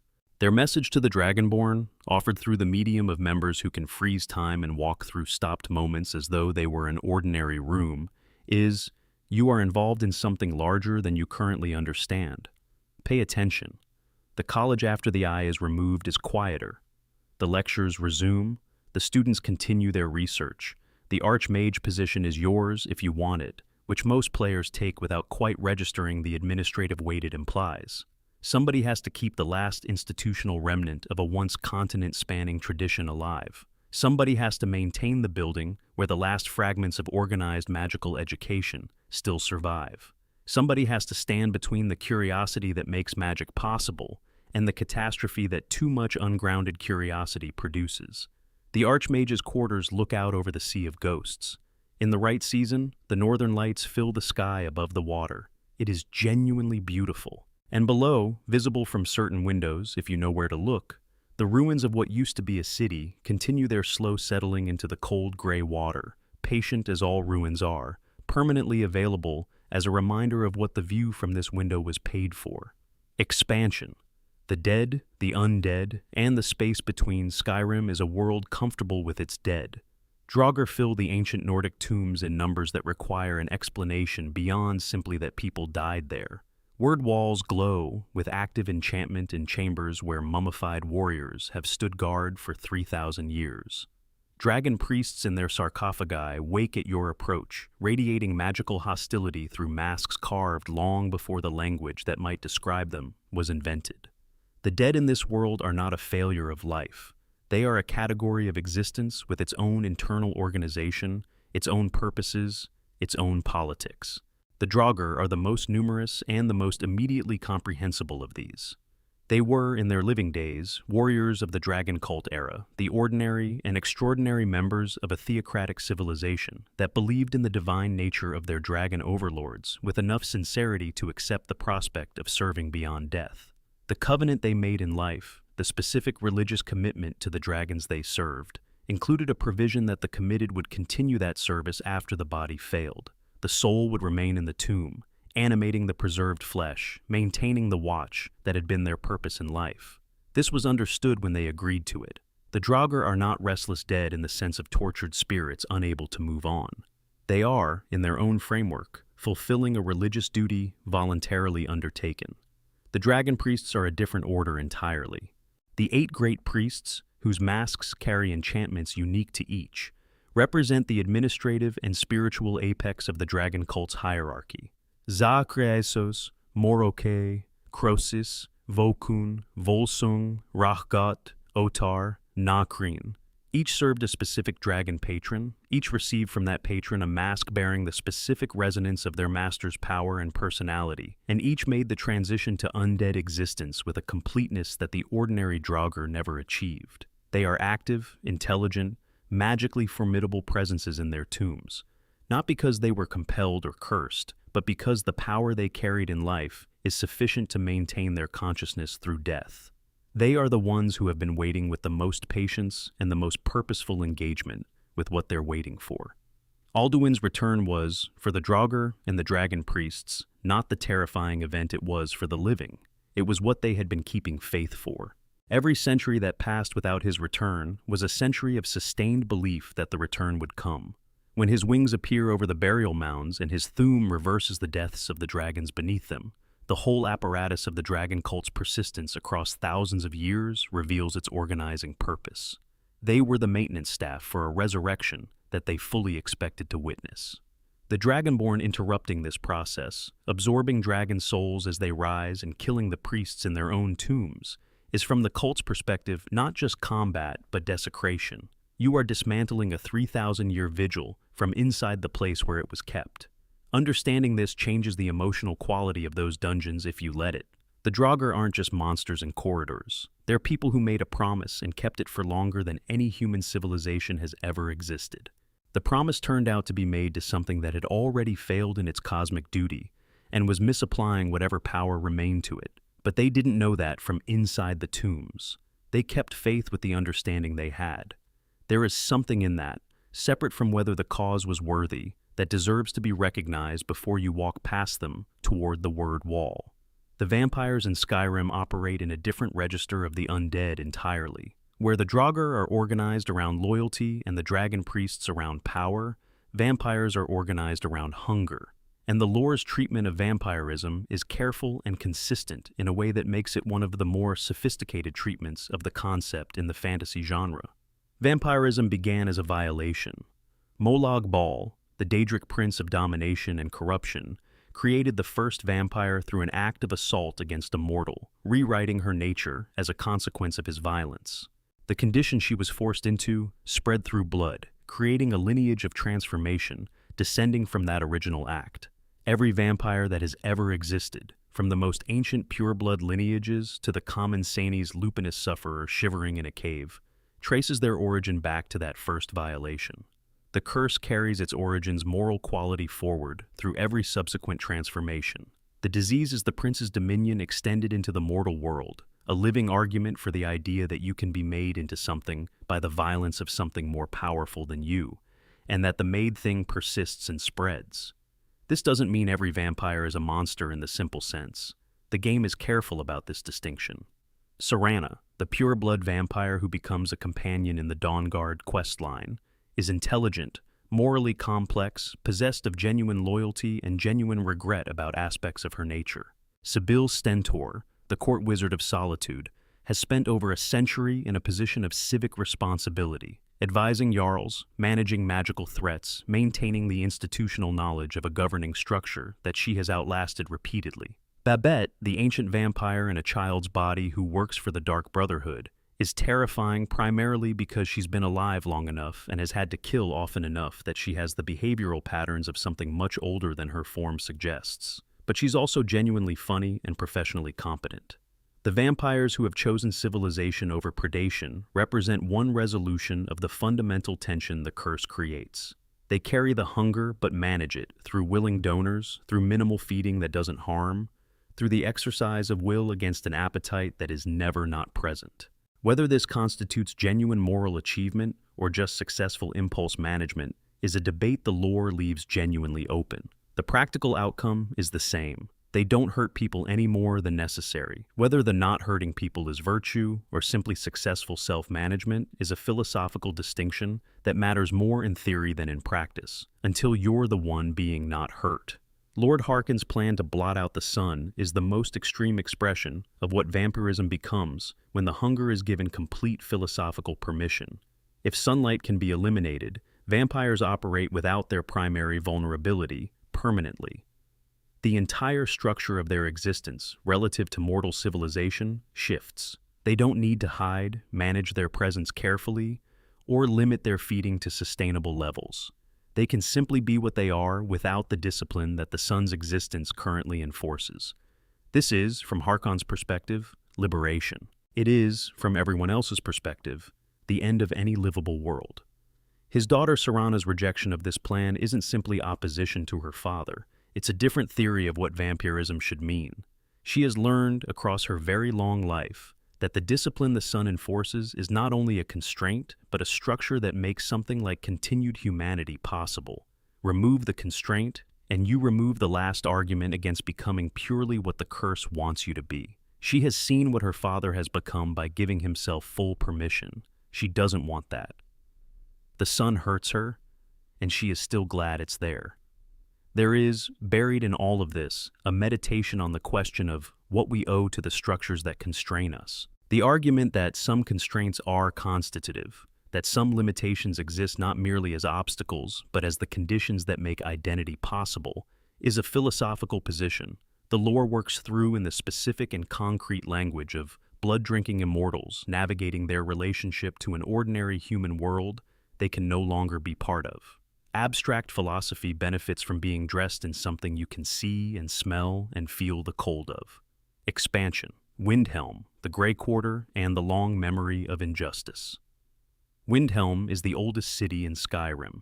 Isgramr built it, personally, in the aftermath of the Night of Tears, as a monument and a statement, the proof in stone and mortar that humans had established a permanent claim on this land. The Palace of the Kings, its massive basalt walls built to last 10,000 winters, was designed to communicate solidity, permanence, the immovability of the claim it represented. It is an extraordinary building. Its history is extraordinary, and by the time the game's events arrive, the city it anchors has calcified into something that its original purpose cannot quite justify. The Grey Quarter, the walled-off section of Windhelm, where the Dunmer population has been confined since the Red Year drove them from Morrowind 200 years ago, is not a recent development. The Dark Elves who came to Skyrim as refugees in 4E5 were directed to this district as temporary accommodation. Their descendants, who have been born and died in Windhelm for generations, who have never known Morrowind, who are Skyrim residents in any reasonable historical sense, still live in the Grey Quarter. The temporary accommodation became the permanent arrangement by the erosion of will to change it, the economic convenience of having a cheap labor pool concentrated in a controlled area, and the cultural inertia that makes an arrangement that benefits those with power very easy to leave in place. The Argonians can't enter the city at all. They live on the docks outside the walls. If you visit the docks and speak to the Argonians there, the conversation has a specific quality of weary displacement.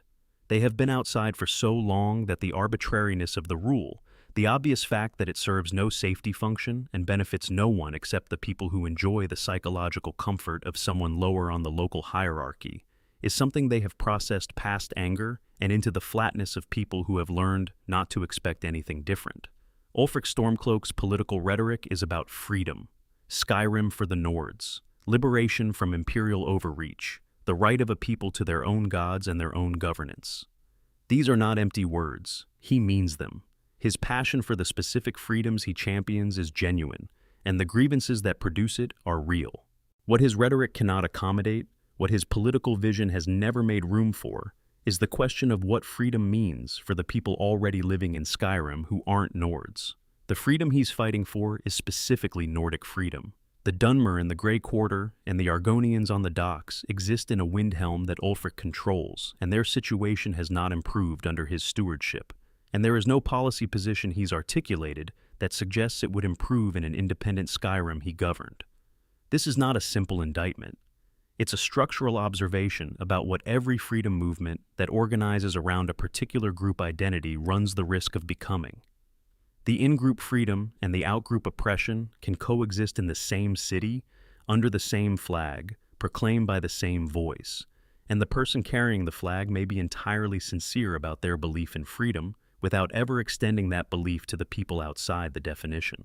What Windhelm does as a location is make this visible in the most concrete possible terms.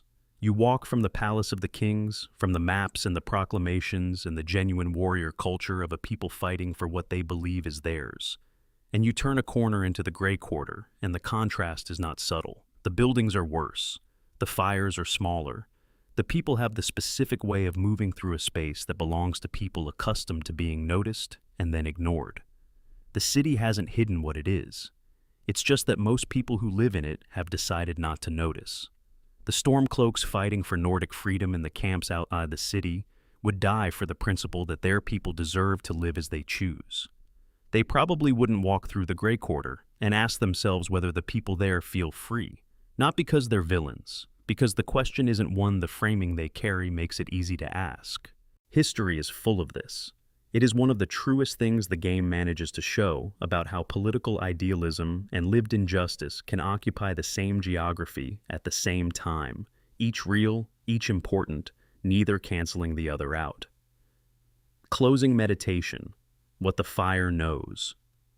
The fire at the center of this has been burning for a while now, enough time to have said something real about the place and the people and the ideas that make it worth returning to, worth walking through again, even when you know the way. The world we've been moving through tonight is the product of decades of consistent and generous imagination. People sat down and asked, what would theology look like if it were true? What would the consequences be if the soul were literally real, literally harvestable, literally at risk of being trapped in a gem and used to sharpen a sword? What would a civilization leave behind if it disappeared completely and all at once, leaving only the running machines and the piles of ash? What would the oldest religion's founder look like after thousands of years of choosing against his own nature, alone on a mountain, fighting himself in the cold?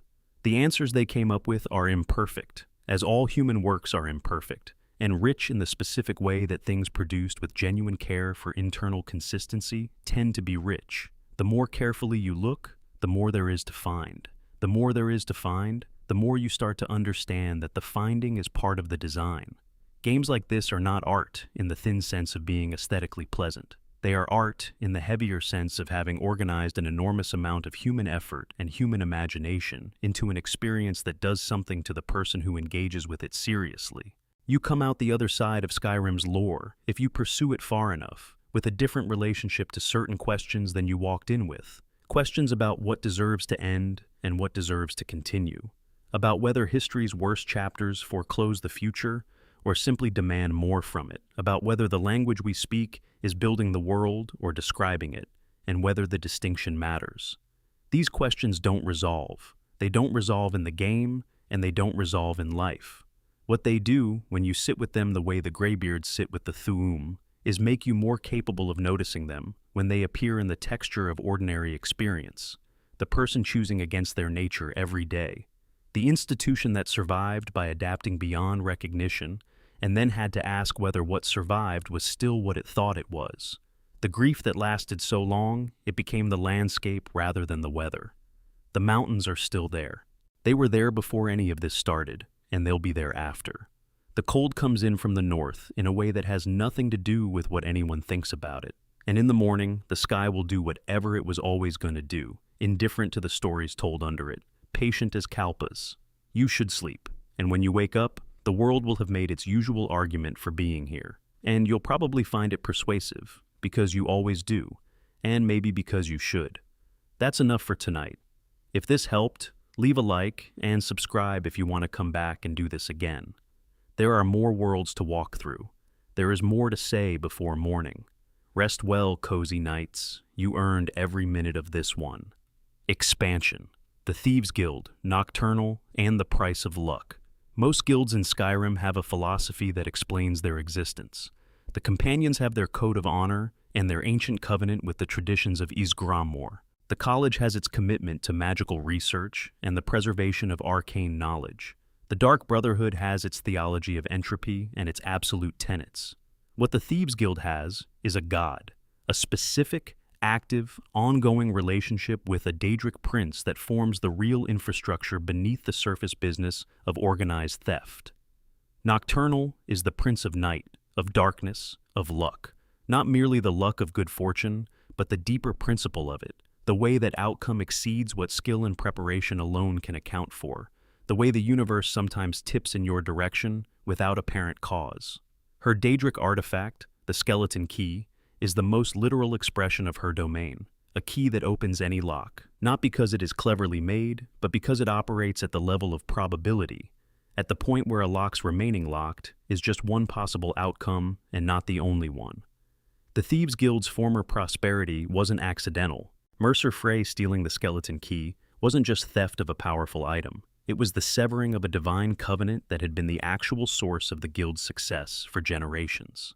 Every job that went smoothly when it shouldn't have, every guard that looked the other way at exactly the right moment, every fence who accepted exactly the merchandise you happened to have, all of that was Nocturnal's investment in the arrangement paying out. Remove the investment, and the returns vanish accordingly.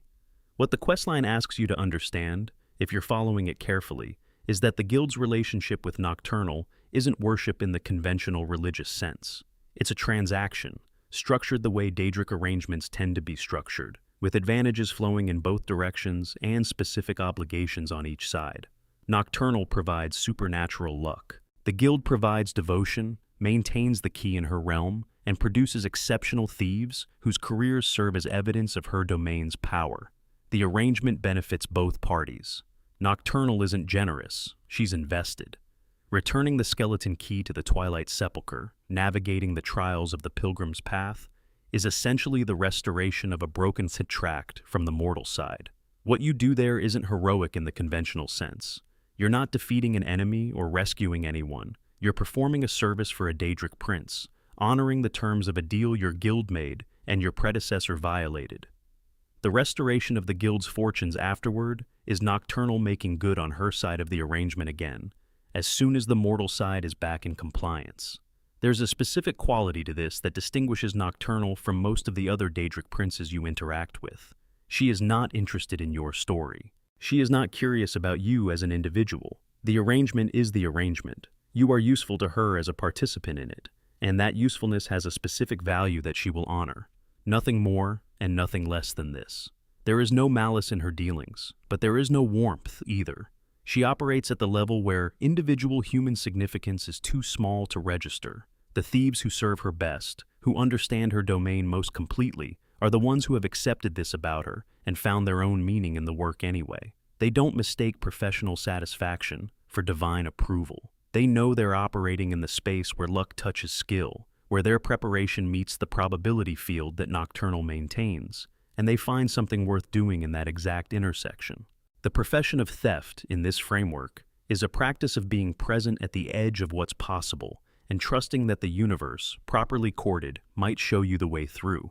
Whether that's faith or just very good risk assessment is ultimately a matter of perspective. Expansion, the Forsworn and the Reach, what the map doesn't show. There is a version of Skyrim's history that the dominant Nord culture has every reason not to tell clearly, and it involves the people who were living in the Reach before the Nords arrived to claim it. The Forsworn who appear throughout the Reach, attacking travelers from standing stone encampments, wearing bone and fur, wielding weapons that are deliberately primitive in a way that reads as ideology rather than limitation, are not barbarians who never developed beyond a certain cultural complexity. They are the descendants of a civilization that was conquered, and their guerrilla existence is the form that civilization takes when the options available to it have been reduced to submission or resistance.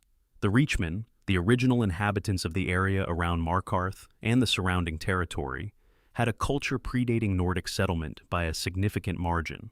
They were not a powerful empire. They were a regional people with their own religious practices, their own political structures, their own relationship to the land that they had maintained over generations. When Nordic expansion reached their territory, what followed was the standard pattern of that expansion: conflict, defeat, displacement, and the arrangement by which they became a permanent underclass in their own homeland.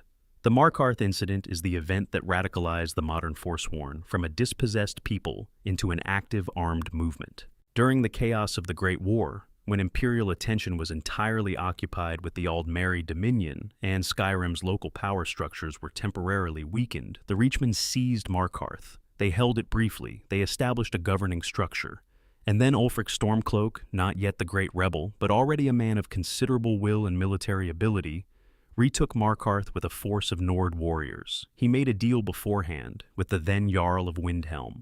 In exchange for his military assistance, he would be allowed to openly practice Talos worship in the aftermath. The deal was made. He retook Markarth. The Reachmen were driven out or killed or imprisoned.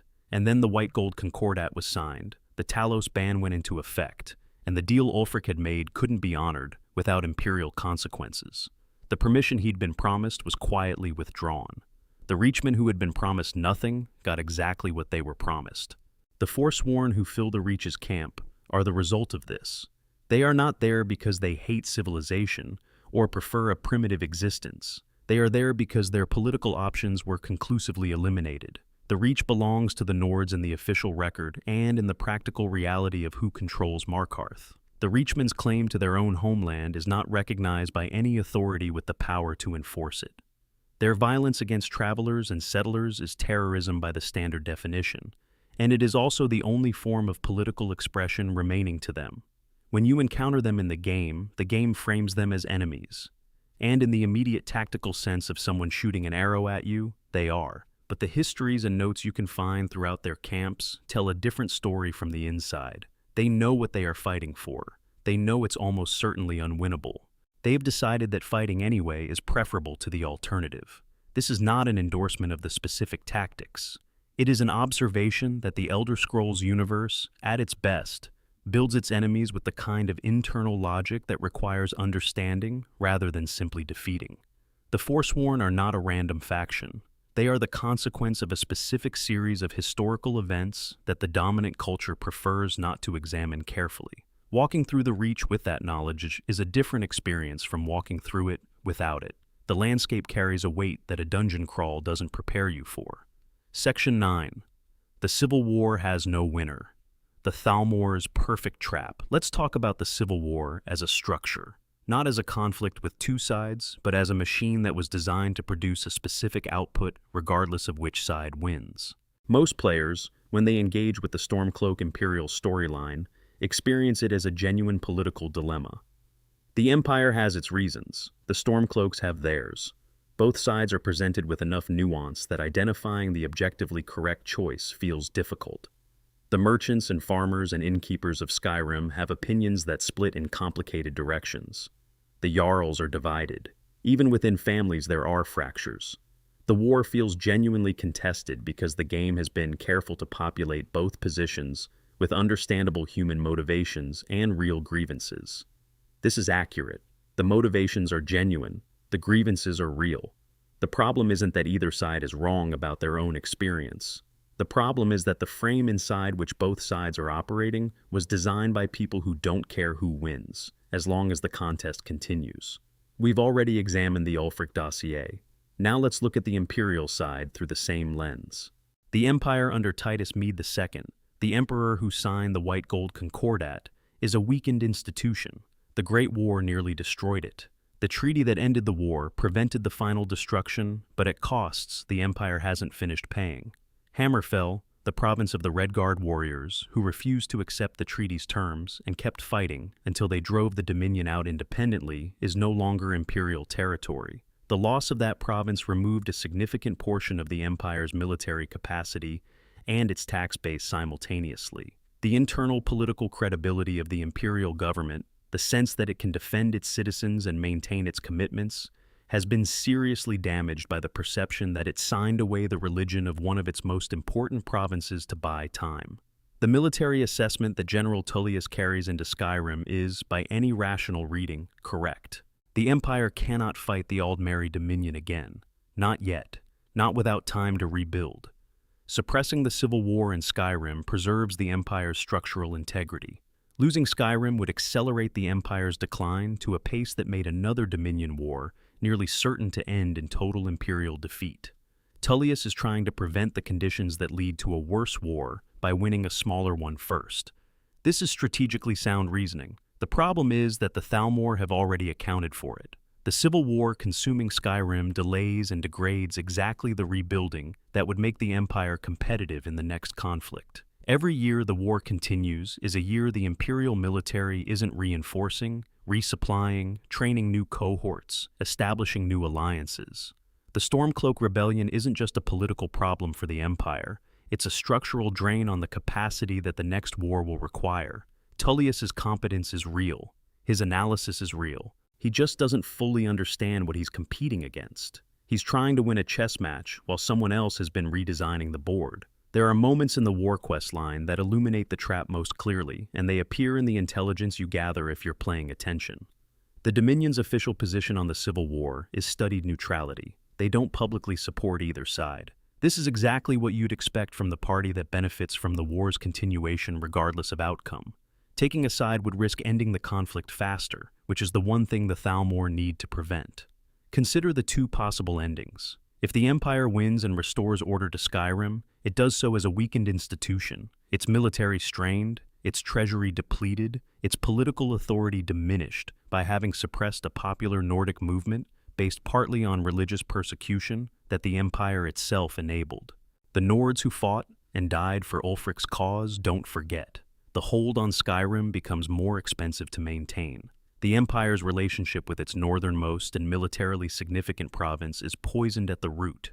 This is not a triumphant restoration. This is a damaged institution, managing a resentful territory, and the Thalmor understand exactly what that means for the next war. If the Stormcloaks win and Ulfric establishes an independent Skyrim, the Dominion faces a different and still convenient situation. An independent Skyrim has no military alliance with Cyrodiil. When the Dominion moves again, the two most powerful regions of what was once the Empire respond to the invasion separately, unable to coordinate, each protecting its own territory without the combined force that an Imperial alliance would provide. Skyrim alone, however fierce its warriors, is not the same strategic challenge as an intact empire, including Skyrim. The Thalmor know the math on this. They've done the math. The conclusion is the same regardless of which side wins. The next war is easier for the Dominion.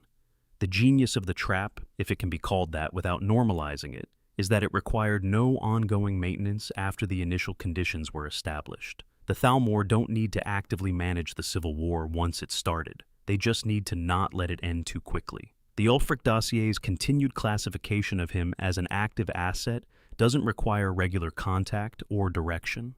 It requires only that the Thalmor not expose him in a way that would collapse the movement he leads.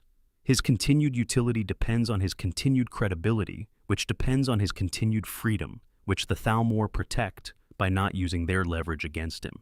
This is the coldest version of manipulation, not forcing someone to do what you want, but understanding what they'll do naturally and ensuring the conditions stay favorable for them to keep doing it. Now, consider Ulfric at the moment of victory. If victory comes, he wins his war. Skyrim is free. The Talos worship that his people fought for is restored in independent Skyrim.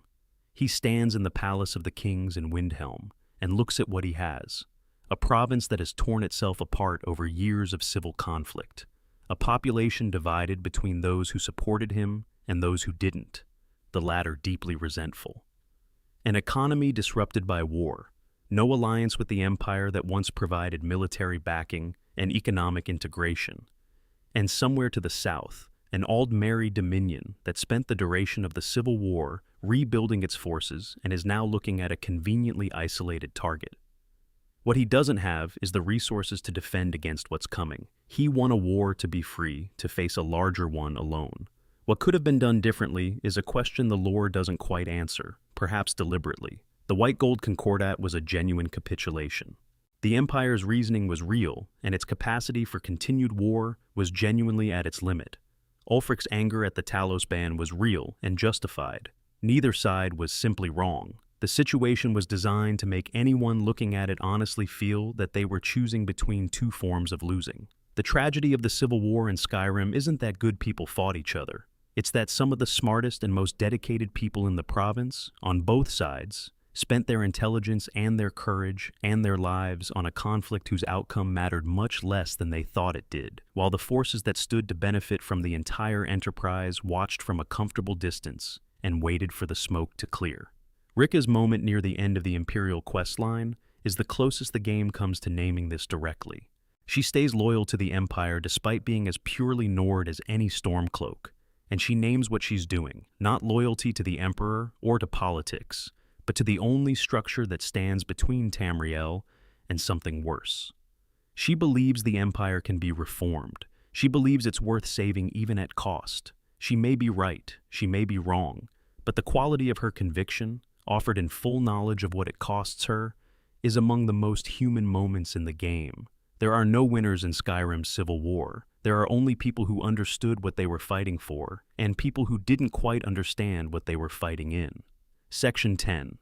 Snow Elves, Falmer, and the Sorrow of Lost Worlds. There are histories in the Elder Scrolls universe that the main story doesn't have time for. Side passages in the Great Chronicle, narratives that run alongside the dominant threads and then disappear from the record, leaving behind only fragments and artifacts and the occasional living witness who has outlasted everyone who might have shared their testimony.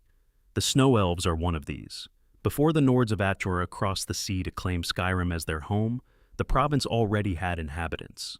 The Mer who lived there were sophisticated, architecturally accomplished, theologically complex.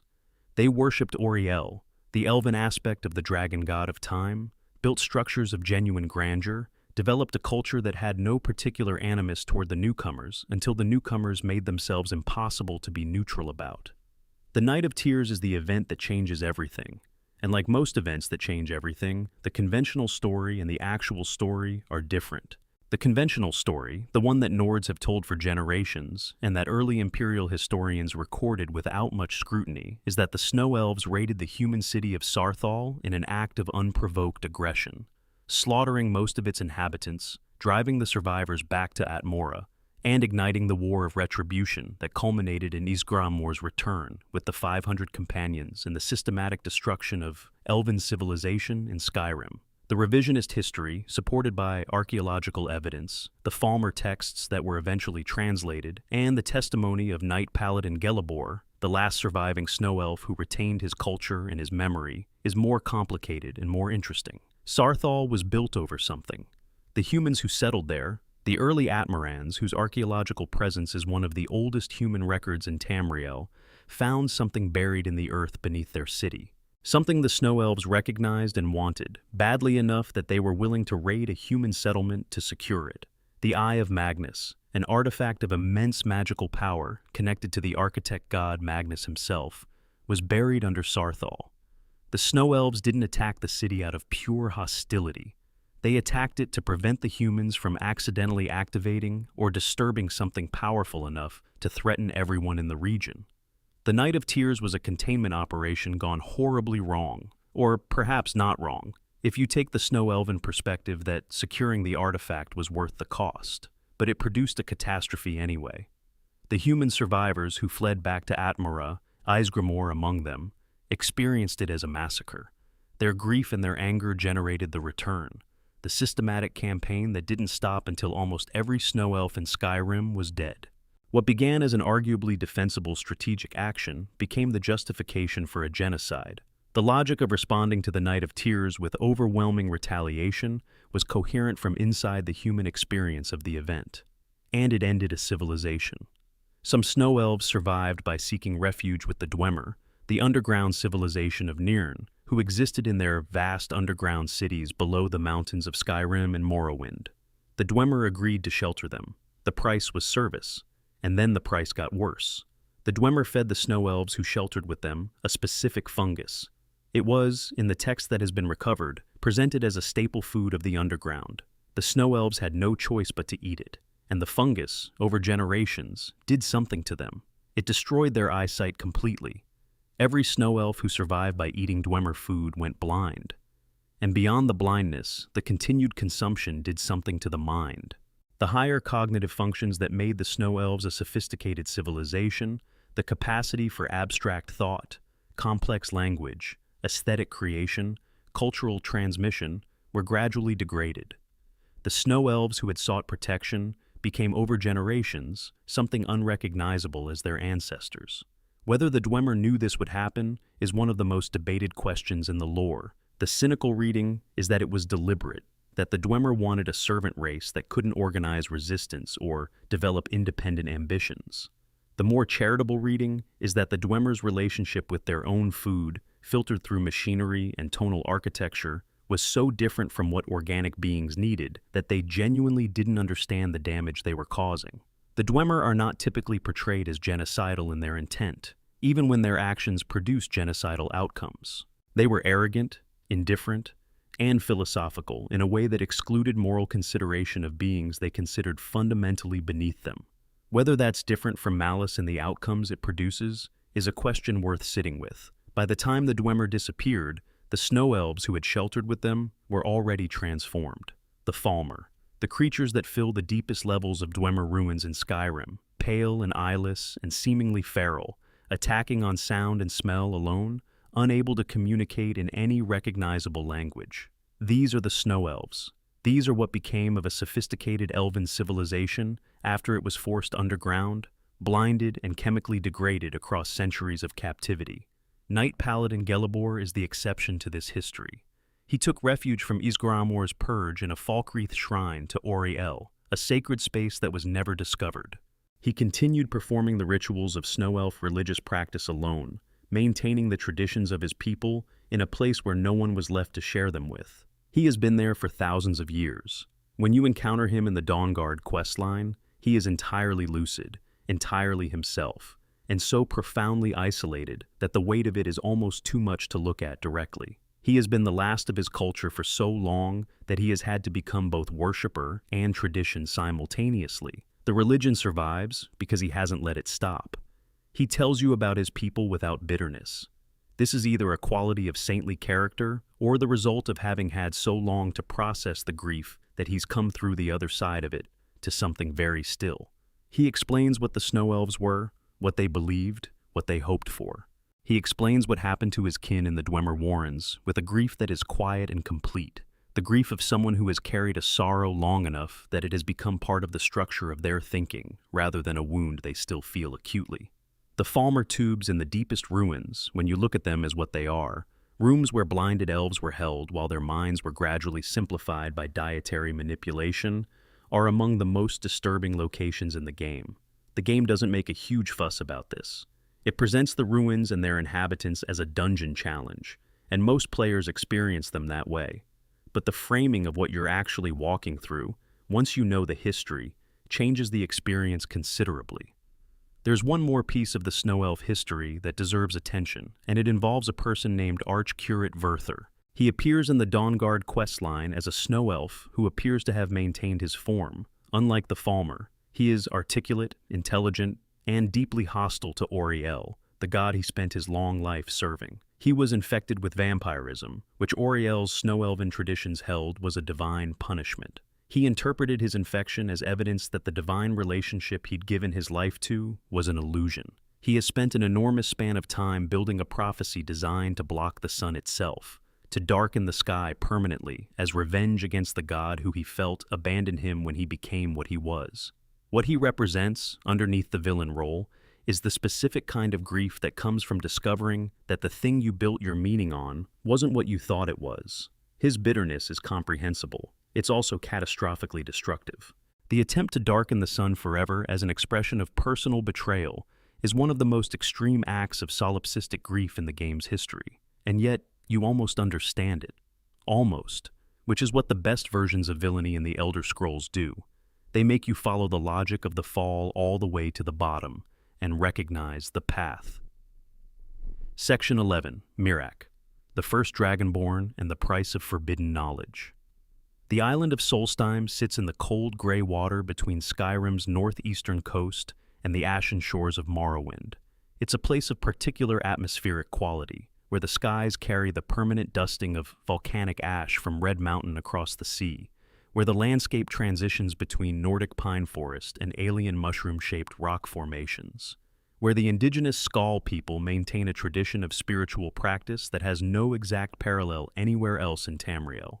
It's a strange and somewhat melancholy place, and it's the setting for the Dragonborn expansion, which is in some ways a more philosophically interesting story than the main quest.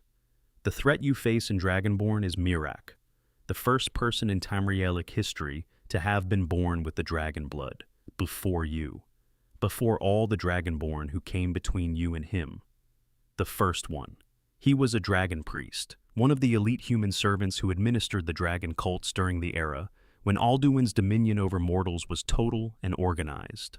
Dragon priests were chosen for their intelligence, their administrative capability, their capacity to manage the practical aspects of dragonkind's rule over human populations. They were the human face of a draconic government, and they were rewarded with power and immortality for their service. Miraak was the most capable of them, and he found Apocrypha. Apocrypha is the realm of Hermaeus Mora, the Daedric prince of knowledge, secrets, and memory. It takes the form of an infinite library, a space of endless archives stretching in all directions, the pages of uncountable books drifting in acid seas, tentacles reaching through the stacks, creatures made of forbidden knowledge inhabiting the margins. It is the repository of everything that has ever been known and everything that has ever been deliberately hidden. Hermaeus Mora collects information with the same indifference to moral consideration that the ideal masters collect souls. Knowledge is the medium he operates in, and he offers it freely to those willing to pay his price, which is everything you know in return, and eventually, everything you are. Miraak found the bend will shout. The ability to impose your will on others so completely that they act as extensions of your intention, puppets of your purpose, robbed of the capacity for resistance. For a dragon priest already uncomfortable with his service to beings who had enslaved his kind, this was a weapon against the oppression he lived inside. He used it. He rebelled. He was able to use the Thu'um against his dragon masters in a way that fundamentally reversed the power dynamic that had defined his entire existence. He was the first dragon priest to recognize that the power the dragons had withheld from humanity, the shout, the voice, was in fact something humans had as much right to as dragonkind. His rebellion anticipated Parthenax's betrayal and the Dragon War by a generation. He was the first to see the possibility. He just didn't have what he needed to survive the seeing of it. He nearly succeeded. The dragon Vahulak the jailer was sent to deal with him. The battle they fought shook Solstheim so severely that it changed the landscape of the island. Miraak lost. Hermaeus Mora, who had been watching this particularly interesting specimen with professional interest, intervened before the killing blow and pulled Miraak into Apocrypha. He was rescued from death and deposited in an infinite library in the service of the entity who had given him the power that made his rebellion possible. And there he stayed, for 4,000 years. The Apocrypha that players navigate in the Dragonborn expansion is not a prison in the conventional sense. There are no bars, there is no locked door. Miraak is immensely powerful, more experienced than almost any living being, and he has the complete resources of Hermaeus Mora's realm to study and develop from. He has had millennia to become the most knowledgeable person alive, but he can't leave. Hermaeus Mora lets him go as far as this, has always let him go as far as this. Every plan Miraak has made to escape has ended in a demonstration that Hermaeus Mora is more intelligent, more patient, and more in possession of relevant information than anyone who has tried to outwit him. The Prince of Knowledge, who has collected every secret that has ever existed, is not a being that anyone in existence knows more about the situation than. Miraak understands this. He has spent 4,000 years understanding it, and the understanding has made him both brilliantly capable and fundamentally unable to get free. When you arrive on Solstheim, Miraak's presence begins to be felt through the construction cults he has organized through mental domination. The people of Solstheim are building structures at his direction without knowing why, compelled through the same bend will shout that was once his weapon of liberation. He has turned his greatest achievement into the thing he was once most opposed to. He is now the one enslaving others' will, replicating the structure of domination he once rebelled against. Because dominating others is the only mechanism he has left for reaching the world he's trapped away from. The parallel with the Dragon War era is deliberate. Miraak became, in his long captivity, a mirror of the thing he fought against. The longest meditation on power in the Dragonborn DLC isn't about how power corrupts. It's about what desperation does to the principles of someone who had genuinely honorable motivations at the beginning. His relationship with Hermaeus Mora deserves particular attention. The Daedric Prince never stops being useful to him. Every time Miraak approaches a moment of real capability, Mora appears, acknowledges it, and suggests that just a little more knowledge is available if only Mirak is willing to stay a little longer and learn it. The carrot and the cage are indistinguishable.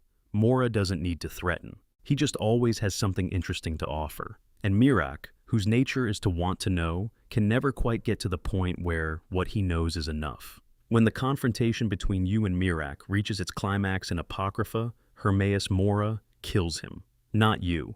The ending of Mirak's story is not a heroic defeat at the hands of the Dragonborn. He is killed by the entity he has been trying to escape for 4,000 years, in the moment when escape became genuinely possible through the creation of a new vessel to replace him. Mora kills him because a Dragonborn who has been through Apocrypha and absorbed its secrets is a more interesting asset than one who escaped it. Mirak is discarded when he becomes less useful than the alternative. This is the ending he gets. The first Dragonborn, the one who saw before anyone else that humanity had power equal to the dragons, the one who paid a price for that vision that lasted longer than most civilizations last, is killed not by his enemy, but by his patron, in the moment when his patron found someone better. The Way of the Voice, the philosophical discipline that Paarthurnax built and the Greybeards maintain, exists partly as an answer to Mirak. What happened to him is what the Thu'um becomes without the discipline, power without grounding, capability without restraint. The voice is the most powerful force available to a mortal body, and the force that the Dragonborn carries is beyond what any ordinary mortal carries. Without the contemplative practice of understanding what the power is, where it comes from, and what the relationship between the wielder and the voice should look like, the result is Apocrypha. 4,000 years of brilliant capability locked in a library, serving someone else's agenda. You are the Dragonborn who wins, partly through capability, partly through having learned from what happened to the one who came before you. Section 12. The End of the World. Kalpus, the next era, and what comes after. Let's come back around to the beginning of everything, because after 11 sections of building up this world structure, the final question that the lore poses is the most interesting one. Not how does this world work? Not what are the forces that shaped it? But where is it going? What does it mean that time, in this universe, runs in cycles? What does it mean that everything ends? The Kalpa concept is the cosmological frame for the Elder Scrolls universe's relationship with time and history. A kalpa is a cosmic cycle, a span of existence that begins with a world taking shape, runs through the full arc of that world's history, and ends when the world reaches its natural completion. The next kalpa begins from the material of the previous one, not as a continuation, but as a transformation. The old world is consumed, and the new world grows from what's left. Alduin's function, as we've established, is the transition between kalpas. He is the mechanism of this cycle, the cosmic instrument that performs the ending so the beginning can follow. The current kalpa, the one Skyrim exists in, is not the first. There have been others. The Yokudan mythology preserves the clearest record of pre-current world cosmology. Satakal devoured at least one previous world before the current one. The Far Shore's tradition describes escape from that devouring. The cycle has turned before. What this means for the history you walk through in Skyrim is difficult to quite process because it changes the scale.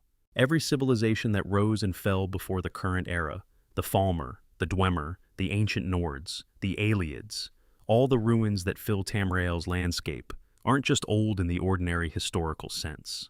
They're old in the sense that they fit inside a single kalpa, a single complete cycle. And the cycle before this one contained its own civilizations, its own rise and fall of peoples and ideas, which we have no record of and probably no capacity to comprehend. The deep past isn't just deeper than history, it's a different iteration of existence entirely. The towers play a crucial role in how kalpas relate to each other, and it's here that some of the most speculative but internally coherent theories about the Elder Scrolls universe's structure emerge. The towers, those magical structures distributed across Tamriel that hold the mortal world in stable existence, may not simply maintain the current world, they may also preserve connections to what came before. The throat of the world has been a tower since before recorded history. Its stone is the Thu'um itself, the voice, the language of the dragons that was spoken at creation, and that resonates at the frequency of the world's fundamental structure. If this tower has persisted through kalpic transitions, then the language it enshrines carries within it something that predates the current world. Every time a dragon speaks, every time a graybeard opens their mouth to let a shout out, every time you use the Thu'um in combat or exploration or quiet practice, you are using a language that is older than this Kalpa, older than this world, a language that carried through the transition from one iteration of existence to the next, preserved in the architecture of a tower that the cycle of ending didn't take. This reframes the weight of the voice in a way that makes Paarthurnax's reverence for the practice feel, if anything, understated. The question of what happens after Alduin is the question the game doesn't quite resolve, and which the lore handles with a deliberate open-endedness that feels like honesty rather than incompleteness. You prevented the current Kalpa's early termination. The cycle wasn't supposed to end yet. Alduin left his post too soon, tried to end a world that hadn't finished yet, and you were the mechanism by which that premature ending was prevented. The world continues. For now. But the arc continues. The Fourth Era presses on beyond the events of Skyrim. The Thalmor are still there, still working, still managing the slow, strategic dismantling of the Empire's capacity to resist them. The towers are still there, still vulnerable to deactivation. The Red Mountain continues its restless geological activity. The Dark Elves of Morrowind continue rebuilding from the cataclysm of the Third Era. The Argonians of Black Marsh have expanded their territory into former Morrowind, following the Red Year's destruction of the Dunmer homeland with a thoroughness that suggests it wasn't entirely unplanned. The blades are shattered, the companions are continuing, the College of Winterhold is debating the discovery of the Eye of Magnus. The world moves. The last Dragonborn's fate after the events of Skyrim is one of the lore's most deliberate mysteries. In the Fourth Era's historical record, after 4E201, the Dragonborn is simply gone. No records, no documented fate, no confirmed sighting. The character who spent hundreds of hours of player time accumulating power and experience and accomplishment simply steps out of history without leaving a forward-facing record. The theories about what this means are numerous and divergent. Some argue the Dragonborn achieved apotheosis, following the path of Tiber Septim and ascending beyond mortality. Some argue they departed to deal with a threat the public record doesn't document. Some argue the disappearance is itself a message, that certain kinds of power don't benefit from being trackable. And the Dragonborn understood this. The one I find most interesting doesn't come from any specific text. It comes from the cumulative logic of what the Dragonborn's nature actually is. A fragment of Akatosh's soul in mortal flesh. A divine being having a mortal experience, for the duration that experience is necessary. When the necessary experience is complete, when the divine purpose is fulfilled, the fragment returns to its source. The Dragonborn doesn't die and doesn't ascend in the traditional sense. They simply complete. Akatosh draws back what was temporarily housed in a mortal vessel, and the vessel is released back to normal mortality, or simply ends. The divine purpose accomplished, the divine substance goes home. This would explain the silence in the historical record. There's no great death to record, no ceremony, no dramatic departure, just a person who was more than a person, walking out of the world's necessity when the necessity was finished. Paarthurnax is still on the throat of the world. He will be there for a very long time, if you spared him. His meditations continue. The way of the voice continues. The sky outside the monastery at High Hrothgar carries its permanent weather, and the ancient stone steps up the mountain face are still there, carved by hands that had enormous faith in the idea that wisdom was worth the climb required to reach it. The graybeards continue their silence. They speak rarely, and when they do, the world responds. The principles they practice, stillness, restraint, the choosing of quiet over power wherever quiet is available, are not withdrawal from the world. They are a specific kind of engagement with it. The world has a signal frequency, and the way to hear it clearly is to reduce your own noise. The graybeards understand that. Paarthurnax understands it in a way that cost him everything to learn. Somewhere in the cosmological structure, Alduin waits, not in any location that can be found, because location is a mortal concept, and what he represents is something that operates at a scale that makes location irrelevant. He waits at the end of things, as he always has, as he always will. The Kalpa runs. History accumulates. The cycle presses forward. And when the time comes, not the premature ending he attempted, but the proper one that the universe itself will signal, he will return to do his work. That is not a horror. That is how cycles work. Here is what I want to leave you with after all of this. After the cosmology and the conspiracies and the moral dilemmas and the deep architecture of a world, someone spent decades imagining into consistent existence. What makes Skyrim's lore worth caring about, what makes it genuinely extraordinary rather than just elaborate, is that it's doing what all good mythology does. It's using impossible things to talk about real ones. The question of what we owe to the past and to the future. The question of whether beings can genuinely change. The question of what freedom means inside a structure you didn't choose. The question of what survives when everything you built is destroyed. The question of whether the world deserves to continue and what it means that we keep acting as though it does, even when the evidence for a negative answer is readily available. These are human questions. They live in every section of this world's lore, dressed in dragon language and Daedric philosophy and the specific grief of the last snow elf maintaining his ritual alone in an empty shrine. The mountains outside are still there. The fire is still going.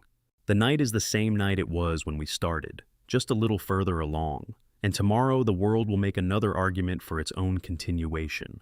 And most of us will find it persuasive, which may or may not tell us something important. Sleep well, you've earned it.